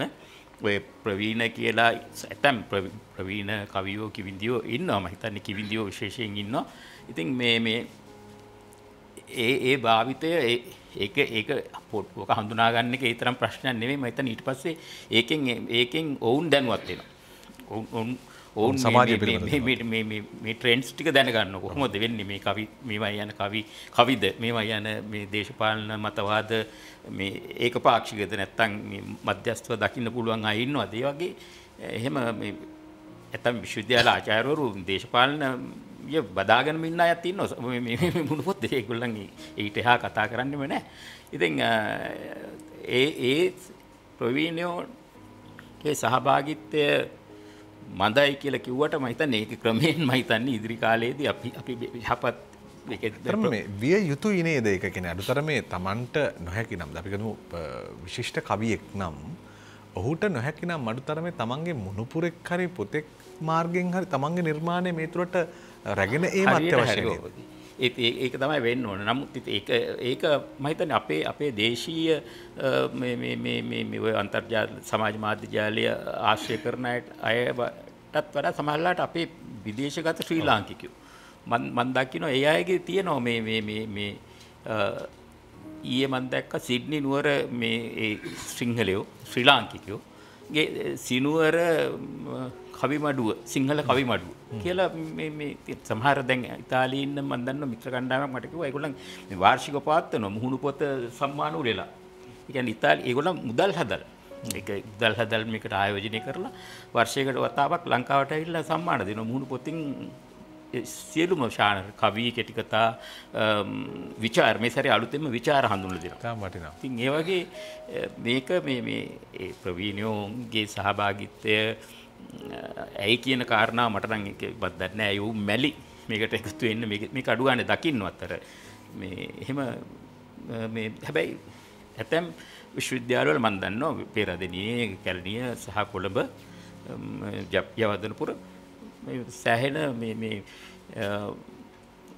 ඇකඩමික්ස් ලයි කියන්නේ මේ විශ්වවිද්‍යාල ආචාර්ය මහාචාර්යවරු මේ මුහුණු පොත මේ ආශ්‍රය කරනවා. ඇත්තටම දැන් නිස්සෝ මතු නොවීම කියන කාරණය ඇතුලේ මේ දැන් රිස්සෝ විතරක් ඉන්න තැන සමහර ලාවට ඒ අතරින්නේ මතුවෙන්නේ. එතකොට මේ නිසි අය මේ ඇතුළට එනවා නම් ඊට වැඩිය සාධනීය ලියමන් සාධනීය කියමන් අපිට කියවන්න පුළුවන්කම තියෙනවා. දැන් සහ අනිත් කාරණේ තමයි මේ නව මාධ්‍යෙන් මාධ්‍ය යැපීම කියන කාරණය ඊටාම ප්‍රබලව දැනනවා. දැන් අපි මාධ්‍ය කියලා කිව්වහම මහා ධාරාවෙන්නේ අපි දකින්නේ. හැබැයි දැන් අපි ගත්තොත් පහුගිය කාලේ දැන් වෝල් ආර්ට් කියන සංකල්පය තරුණයෝ පිරිසක් පටන් අරගෙන එය මුහුණු පොත හරහා ක්‍රමිකව ජනප්‍රිය වුණයින් පස්සේ එය විද්‍යුත් මාධ්‍ය තමන්ගේ කරගන්න උත්සාහ කරනවා. එතකොට කුඹුරු අස්වැද්දීමේ කලාව තරුණයෝ පිරිසක් හිමි හිට කරන් ගිහිල්ලා එය මුහුණු පොත හරහා ජනප්‍රිය වුණාම එය තමන්ගේ කරගෙන තමන්ගේ සංකල්පයක් යයි හඳුන්වාගෙන තවත් මාධ්‍ය උත්සාහ කරනවා අරගෙන යන්න. දැන් මේ වගේ මේ ජනමාධ්‍ය අර අහිංසකයන්ගේ නිර්මාණ අයිති කර ගැනීම මේ හරහා සිද්ධ වෙනව නේද ප්‍රබලවම අපිට දකින්න පුළුවන්. ඒක ඉතින් වජිර ඔක කාරණා දෙකකුත් තියෙනවා. මොකද එක කාරණයක් කර කලින් කියපු කාරණේට මම නිහඬව හිටියොත් එහෙම මම ඒකට එක ගුණා කියන අදහසක් එක්ක මට පොඩි අදහසක් මම ඒකට එකතු කරන්නම්. ප්‍රවීණයෝ ජේෂ්ඨයෝ සියලුම දෙනා නව මාධ්‍යයට පැමිණිය යුතුයි කියන එක මම නම් අදහන්නේ නැහැ. මොකද ඒ කියන්නේ මේ ලෝකේ හරි නීරස වෙයි හැමදේම හැමදාම උදේ හවස දැන් ප්‍රවීණයෝ ඔය කියන සියලුම දේ අපේ ගෙවල් ඇතුළේ හිටියොත් එහෙම මට ඒගොල්ලෝ තවදුරටත් ප්‍රවීණයෝ වෙන්නේ නැහනේ. උදේ නැගිටිද්දිත් කාමරේ දොරකඩින් එළියට එද්දි බුද්ධදාස ගලපති මහත්තයව හම්බ වෙනවා. කොඩි টয়ලට් එක ළඟදී හම්බ වෙනවා. සුනිල් ආරියරත්න මහත්තයා කුස්සිය උයව ඉන්නවා. මට ඔක බෝරින් වෙනවා. ඉතින් මම කියන්නේ නව මාධ්‍යට ඉන්න ඕනේ. නව මාධ්‍යයට උනන්දුව තියෙන. දැන් අපි හිතමු ආචාර්ය ලියනගේ අමරකීර්ති මහත්තයා සාධනීය දායකත්වයක් දක්වනවා Facebook එකේ. ඉතින් ආචාර්ය නිර්මාල් රංජිත් දේවසිරි දේශපාලන මේ ඉතිහාසය පිළිබඳ උනාට ඔහුගේ විශ්වවිද්‍යාලයේ ඔහු දේශපාලනික මතවාදයක් සමග දේශපාලනයේ නව සංකල්ප පිළිබඳ ගැටෙනවා.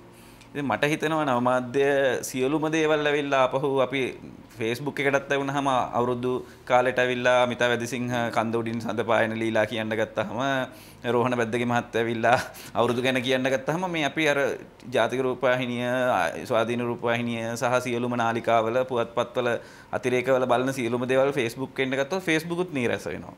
ඉතින් අපි නව දේවල් මතුවෙන්න නම් නව මාධ්‍ය නව කියන නව්‍යභාවයේ තියෙන්න ඕනේ. ඉතින් උදේ හවස එකම දෙනාම දකින්න ගත්තොත් මට හිතෙන්නේ මේ ලෝකයේ කියන්නේ දැන් අපි කවුරුන් හෝ කියනවා නම් ඔවුන් පැමිණිලා මේ දේවල් මතු කරලා ගන්න ඕනි කියලා මම අහන්නේ මේ දේවල් ඔවුන්ට මෙච්චර කල් මාධ්‍ය වලින් කරන්න පුළුවන්. අපිට මහාචාර්ය සුනිල් ආරියරත්නයන්ට පුළුවන් නම් ලේඛකයෝ මතු කරන්න, මහා කවියෙක්ට පුළුවන් නම් කවියෝ මතු කරන්න උන් පුවත්පත් වලින් මෙච්චර කල් දේවල් කළානේ. ඒතකොට ඒ දේම අපහු නැවතත් සෝෂල් මීඩියා ඇතුළටත් ඇවිල්ලා උන් විසින් කළ යුතු නෑ. ඒක වෙන කවුරුන් හෝ. ඒක නිසා තමයි සමර විජේසිංහ වගේ නිර්මාණ කරුවන් බිහි වෙලා උන් මියදුනාටත් අදටත් නව මාධ්‍ය තුළ සමර විජේසිංහ කියන චරිතයේ පතාක යෝධයෙක් වෙන්නේ. ඔහු නිර්මාණකරුවෙක් විදිහට ප්‍රධාන මාධ්‍ය සහ ප්‍රධාන ධාරාවන් කිසි දෙනෙක් ඔහු බාරගත්තේ නැහැ. නමුත් සමරව කියන්නේ ඉතා විශිෂ්ට මට්ටමින් අදහන නිර්මාණ ශක්තිය තියෙන නිර්මාණකරුවන් අදටත් සමාජ මාධ්‍ය ජාලය ඇතුළේ ඉන්නවා. ඔවුන් ප්‍රධාන ධාරාවේ කවි පොත් නිර්මාණ ග්‍රන්ථ එළි දක්වපු අය පවා ඔවුන්ට පන්නරේ දුන්නේ සමර විජේසිංහයි කියලා. ඒක තමයි නව මාධ්‍ය තුලේ අර අපි හැමදාම දකින්න ප්‍රවීණයෝ නොදැකීම හරහා වෙච්ච හොඳම දේ. නැත්නම් අදටත් අපිට දකින්න ඉන්න ගුරුකුල ටික තමයි මේ නව මාධ්‍ය තුල පේරාදෙණිය බදාගත්ත කට්ටියකුයි කොළඹ බදාගත්ත කට්ටියකුයි සුනිල් මහාචාර්ය සුනිල් ආරියරත්නයන් පස්සේ යන වෙනම සෙට් එකකුයි ජැක්සන් ඇන්තනි මහත්තයා පස්සේ මම කියන්නේ නම් වශයෙන් මම කියන්නේ උන්ට පුද්ගලික චෝදනාවක් විදිහට නෙමෙයි අර අපි ප්‍රධාන ධාරාවේ දකින ගුරුකුල ටිකම අපි දකින්න පුළුවන්. ඒකම ඔබ දෙවෙනියට අහපු ප්‍රශ්නේ ඔබ අහනවා නව මාධ්‍ය විසින් සොයා ගන්නා දේවල් ප්‍රධාන මාධ්‍ය විසින් වැළඳ ගැනීමකින් ප්‍රධාන මාධ්‍ය අපි දන්නවා කොහොමුණත් වජිර දැන් පත්තරය රුපියල් 20ට 40ට ඉරිද පත්තරයක් වුණාට printing cost එක ඊට වැඩි වැඩිනේ. ඒක උනට 40ට විතර විකුණන්න පුළුවන් වෙන්නේ වෙළඳ දැන්වීම් ටික නිසානේ රුපියල් 150ක් විතර යනවා. ඔය ඔච්චර මිටිය කෙනෙක් ඇත්තටම පොතෝ හිර පත්තරකින් ගහලා මිනිහෙක් මරන්න පුළුවන් නේ. එච්චර පත්තර කඩදාසි තෝගිය රුපියල් 20කට 40කට දෙන්නේ වෙළඳ දැන්වීමට. වෙළඳ දැන්වීම වලට ඇපෙන්න නම් ඒගොල්ලෝ සේල් වැඩි කරගන්න ඕන. සේල් වැඩි වෙන්න නම් ට්‍රෙන්ඩින් තියෙන දෙයක් ලියන්න ඕන. ඉතින් මට එක්තරා මොහොතක හිතෙනවා ඉතින් කමක් නැහැ. ඒක අඩු ගන්න මිනිසුන් අතරට යන්නේ නවමාධ්‍ය හැමෝම දකින්නේ නැහැනේ. ඒතකොට නවමාධ්‍ය ඇතුලේ දකින්න දේ පුවත්පත්ම හරහාට ගෙනිච්චොත් අඩු ගන්න දැන් මම Facebook එකේ දකින්න දේ අපේ අම්මා අඩු ගන්න ෆොටෝ එකකින් හරි පත්තරේ දකි. මොකද අපේ අම්මා Facebook වත් මුකුත් ස්මාර්ට්ෆෝන් එකක් පාවිච්චි කරන කෙනෙක් නෙමෙයි. ඉතින් ඔය නාස් ඩේලි වගේ බ්ලොගර්ස්ලා ඒ වගේ අලුත් සංකල්ප කොහොමුණත් ඒගොල්ලෝ සොයාගන්න දේවල් ඒගොල්ලෝ ලෝකේ වටේ ඇවිදලා දැන් හොඳ උදාහරණේ ඉර්ෆාන් අර බේරුවල හිටපු ආබාධිත මට්ටමේ ඉඳගෙන ඇඟිලි තුඩකින් ස්මාර්ට්ෆෝන් එකකින් පොත් දෙකක් ලියපු දරුවෙක් හිටියා. දරුවෙක් කියන්නේ අවුරුදු 39ක්. ඔහු කියන්නේ ඇඳේමයි දිගටම ජීවිත කාලෙම අවුරුදු 20 ගාණක් ගත කළේ. ඒක හොයාගත්තේ අපි කවුරුත් නෙමෙයි. ලංකාවේවත් කවුරුත් නෙමෙයි.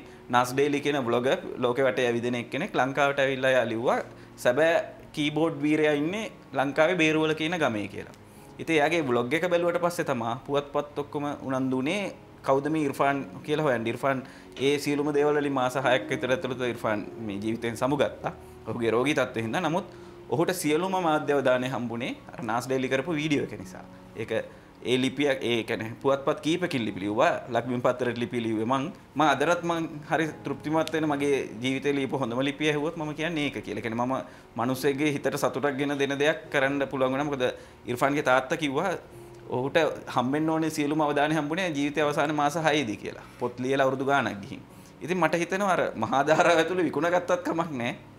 ඒ කියන්නේ ඔය ඉර්ෆාන්ගේ වීඩියෝ එක මම බැලුවට වීඩියෝ එක නොබලන මිනිසුන්ට අඩු ගානේ ලිපියක් හැටියට සිංහලෙන් කියව ගන්න. මොකද අර වීඩියෝ එකේ තියෙන ඉංග්‍රීසි. ඉතින් මට හිතෙනවා ඒක විකුණගත්තත් කමක් නැහැ වටිනාකමක් තියෙන දෙයක් නම්. මොකද මේ රටේ විකිනෙන්නේ වටිනාකමක් නැති දේවල් නිසා. හොඳයි දැන් අපි දැන් තීරකයක් නැති තැන අයාලේ යනවා කියලා කියනෝනේ කොඩි. තීරකයක් නැතුණයින් පස්සේ අපි කියනවා මේ සාමාන්‍යයෙන් මෙහෙයවීමක් නැතුණයින් පස්සේ අපි උනත් නාස්ති වෙන්න පුළුවන් කියලා. දැන් මෙන්න මේ මෙහෙයවීම නැතුව යන ගමනක් මේ සමාජ මාධ්‍ය ඇතුළේ තියෙනවා. මේක දැන් සහන් ඉන්න මතේ අනුව සහන් කියන්නේ නෑ එහෙම හැමෝම එන්න ඕනේ නෑ මේ ඉන්න අයට මේ වැඩේ කරගෙන යන්න පුළුවන් වගේ. දැන් මෙන්න මේ මෙහෙයවීම එහෙම නැත්නම් ඔබට දැන් ඔබ ලියන කවියකට ඔබව වර්ණනා කරලා ඔබට හම්බෙන ප්‍රතිචාර ටිකයි ඊට පස්සේ පල්ලෙහා තැනකින් ඔබට වර්ධනය වෙන්න හම්බෙන ප්‍රතිචාරයයි මේ මෙහෙම හම්බ වෙනවා නම් කොයිතරම් වටිනවද? මම හිතන්නේ ඕක ඔය මේ පොඩි එහෙම ගයිඩ් එකක් තියෙන එක නරක නෑ ඇත්තටම. හොඳයි. විශේෂයෙන්ම අනිත් මාධ්‍යවල නම් ඕක තියෙනවනේ උඩින් ඉන කෙනෙක් ඉඳන් තමයි අනිත් පිරිස ගයිඩ් කරන්නේ. සහ අපි පත්‍රයක් ගත්තොත් කතුරු කෙනෙක් ඉන්නවා සංස්කරණය කරන කෙනෙක් ඉන්නවා. එහෙම පිරිසක්ගේ මේ ඇල්ම බැල්ම මත තමයි අවසාන වශයෙන් පත්තරට එන්නේ මොකක්ද ඊට පල්ලෙහා ඉන්න කට්ටිය ලියන්නේ මොකක්ද එහෙම එන්නේ. දැන් මේකෙදි අපි ඕන කෙනෙක් ලියන එකක් මුදා හරිනකම් වෙන කවුරුවත් දන්නේ නැහැ තමන් ඇරෙන්න. එම දෙයක් ලියන්න කලින් සමහරු සාකච්ඡා කරනවද මන් දන්නේ නැහැ.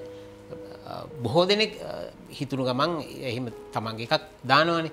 මං හිතන්නේ ඒක නිසා මං හිතන්නේ හොඳම වැඩේ අර මං ඉස්සෙල්ලත් කිව්වා වගේ තමන් ලියන දේ පිළිබඳව තක්සේරුවක් තමන් තුළ තියෙන්න ඕන. වගකීමක් තියෙන්න ඕන. මං හිතන්නේ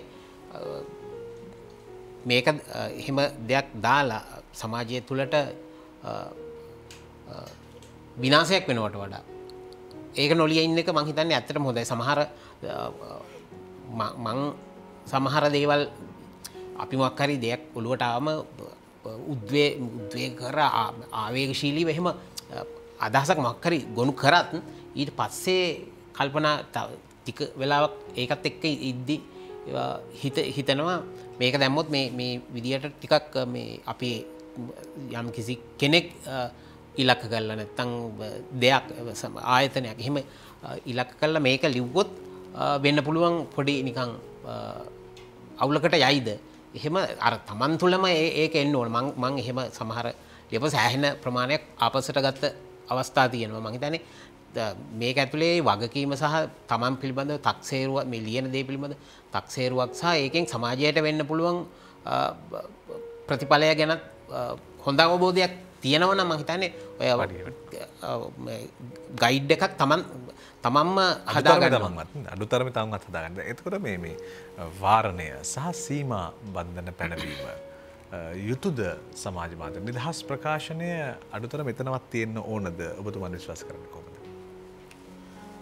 වාරණය ඔක සමාජ මාධ්‍ය ජාලයට නෙවෙයි ඉතින් ඔක අපේ රටේ නිතරම කතා වෙන දෙයක් නේ. මේ වජිර සිනමාවේ වාරණය වාරණ මණ්ඩලයක් තියෙනවා කියනවා. ඉතින් ඔක දැන් සාහිත්‍යයට වාරණයක් නැහැ. ඇත්තටම සාහිත්‍යයට වාරණ මණ්ඩලයක් නැහැ නේ. නමුත් සිනමාවට තියෙනවා. වේදිකා නාට්‍යෙට නැහැ. සමාජ මාධ්‍ය ජාලයට වාරණය ස්වයං වාරණය කරගත්තාම ඉවරයි. ඔකට ලියන්නේ මේ මඩ පොත අකුරක් දන්නේ නැති අය නෙවෙයිනේ. මොකක් හරි යම් කිසි බුද්ධි මට්ටමක් තියෙන සමාජ වගකීමක් තියෙන රසවින්දනයක් තියෙන අපි විශ්වාස කරනවා. ඒ අයට තමන්ගේ ස්වයං වාරණයක් තියාගත්තාම එතන එහායි මං හිතන්නේ නීති රීති දාන්න එහෙම නීති රීති දැමීමෙන් මේ අහවල් විදිහට ලියන්න අහවල් දෙයින් එහාට ලියන්න එපා. මේක මේ අහවලාට එහෙම ඉතින් මේ නිර්මාණකරණයේදී සාහිත්‍යයේදී එහෙම සීමා පැනවීම මං තරේ ප්‍රතික්ෂේප කරනවා. මං වාරණයට 100% විරුද්ධ කෙනෙක්. සහන් අපිට මේ දැන් අනිත් කාරණේ තමයි මේ දැනගෙන භාවිතා කිරීම කියන එක. දැන් ඔබේ අත්දැකීම් අනුව දැන් වර්තමානය වෙනකොට තමන් පිළිබඳව තියෙන මේ තමන්ගේ ජීවදත්ත පත්‍රිකාව තමන්ගේ මුහුණු පොතේ හෝ එහෙම නැත්නම් Instagram හෝ Twitter හෝ account එක බවට පත් වෙලා තියෙනවා. මොකද හේතුව ඔබ වඩාත් පහසුවෙන්ම කියවන්න පුළුවන් විදිය තමයි මට ඔබේ ප්‍රොෆයිල් එකට ගිහිල්ලා පරීක්ෂා කිරීම. ඔබේ දේශපාලන මතවාදය මට කියවන්න පුළුවන්. ඔබේ පුද්ගල සමාජය පිළිබඳව මතවාදය කියන මේ සියල්ල කියවන්න පුළුවන්. ඒතර එහෙම තැනකදී කොහොමද පරිශීලකයා පරිස්සම් වෙන්න ඕනේ? මෙන්න මේ පරිශීලකයාගේ පරිස්සමෙන්ම අපි අවසානයක් හොයාගමු. පරිශීලකයා කියන්නේ දැන් ඔබ මොනපද පාවිච්චි කරන්නේ? ඔබ මම. ඔව්. එතන වජිර තියෙන්නේ තමන් තේරුම් ගන්න ඕනේ සමාජ මාධ්‍ය ජාලාව මොකද්ද තමන් තෝරගෙන තියෙන ප්ලැට්ෆෝම් එක කියලා. දැන් අපි හිතමු Instagram නම් බොහෝ දෙනෙක් ඡායාරූපනේ යොදන්නේ.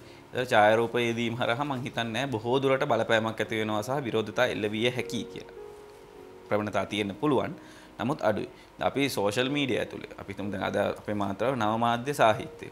නව මාධ්‍ය සාහිත්‍ය ඇතුලේ පවා අපි කතා කරන දේවල් ඇතුළේ විරෝධාකල්ප සහ විරෝධතා ඇවිස්සෙන සුළු දේවල් අපි හිතමු උදාහරණයක් විදිහට අපිට කතා කරන්න පුළුවන් ලංකාවේ මේ වෙද්දි තහනම් කරලා තියෙන කෘති දෙක ටෙනිසන් පෙරේරාගේ දතිරෝදින් උපන් බුදුන් මේරි නම් වූ මරියා මේ මංජුල වෙඩිවත් මම මේ දෙක උත්කර්ෂයට නගනවා නම් දතිරෝදින් උපන් බුදුන් වලට විරෝධතාවය හම්බුනේ බෞද්ධ සමාජයෙන් මේරි නම් වූ මරියාට විරෝධතාවය ආවේ කතෝලික සමාජයෙන් මම මේ දෙක උත්කර්ෂණ නවන මේ පොතෙන් එකක් උත්කර්ෂණ නගනවා නම් අපි තුමු දතිරෝදින් උපන් බුදුන් ඒ කියන්නේ මම බෞද්ධ සාම්ප්‍රදායික සමාජයට අභියෝගයක් ලක් කරනවා.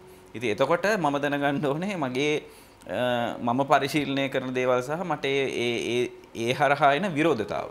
ඉතින් අපි හිතමු උදාහරණයක් විදිහට මම ඒ දේ විරෝධතාවයට ලක් කරන ගමන් දැන් මම වැඩ කරන්නේ මේ මොහොතේදී ඒ බෞද්ධ සමාජයට අදාළ තැනක නම් මම ඒකත් ඉඳගෙන මම මේ දේ ලිවීම කොච්චර සදාචාර සම්පන්නද කියලා මම විශ්වාස කරන්න ඕනේ.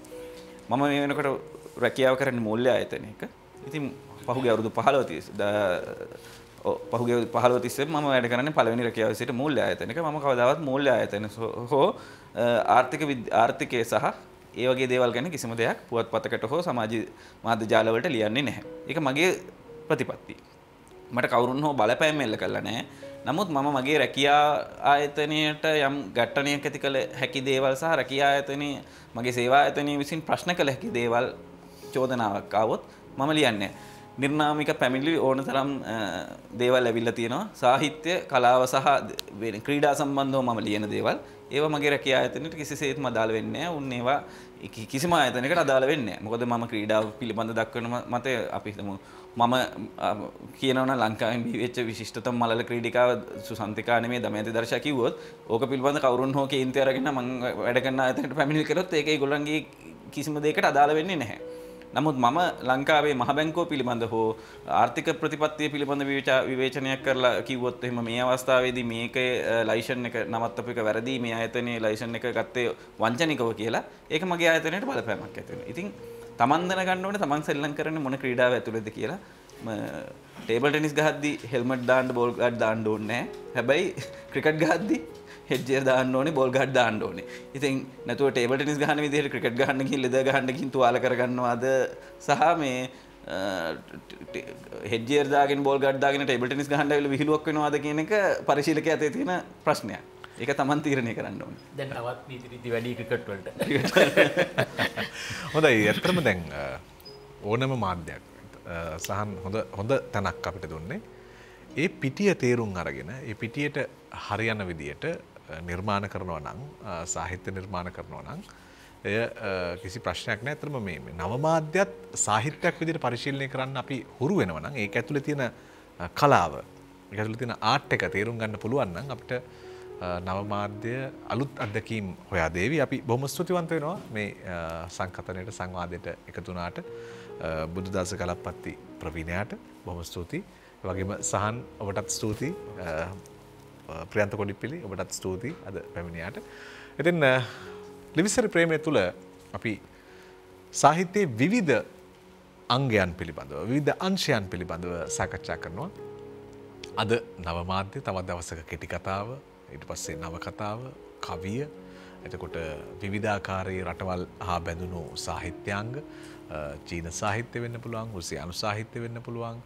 මේ ආදී වූ විවිධ මාධ්‍යවල පැතිරුණු ප්‍රේමයන් පිළිබඳවයි ලිවිසරි ප්‍රේම වැඩසටහනේදී අපි කතා බහට ගන්න. තවත් ඒ වගේම මාතෘකාවක් සමග අපි ආයෙත් දිනක හමු වෙමු.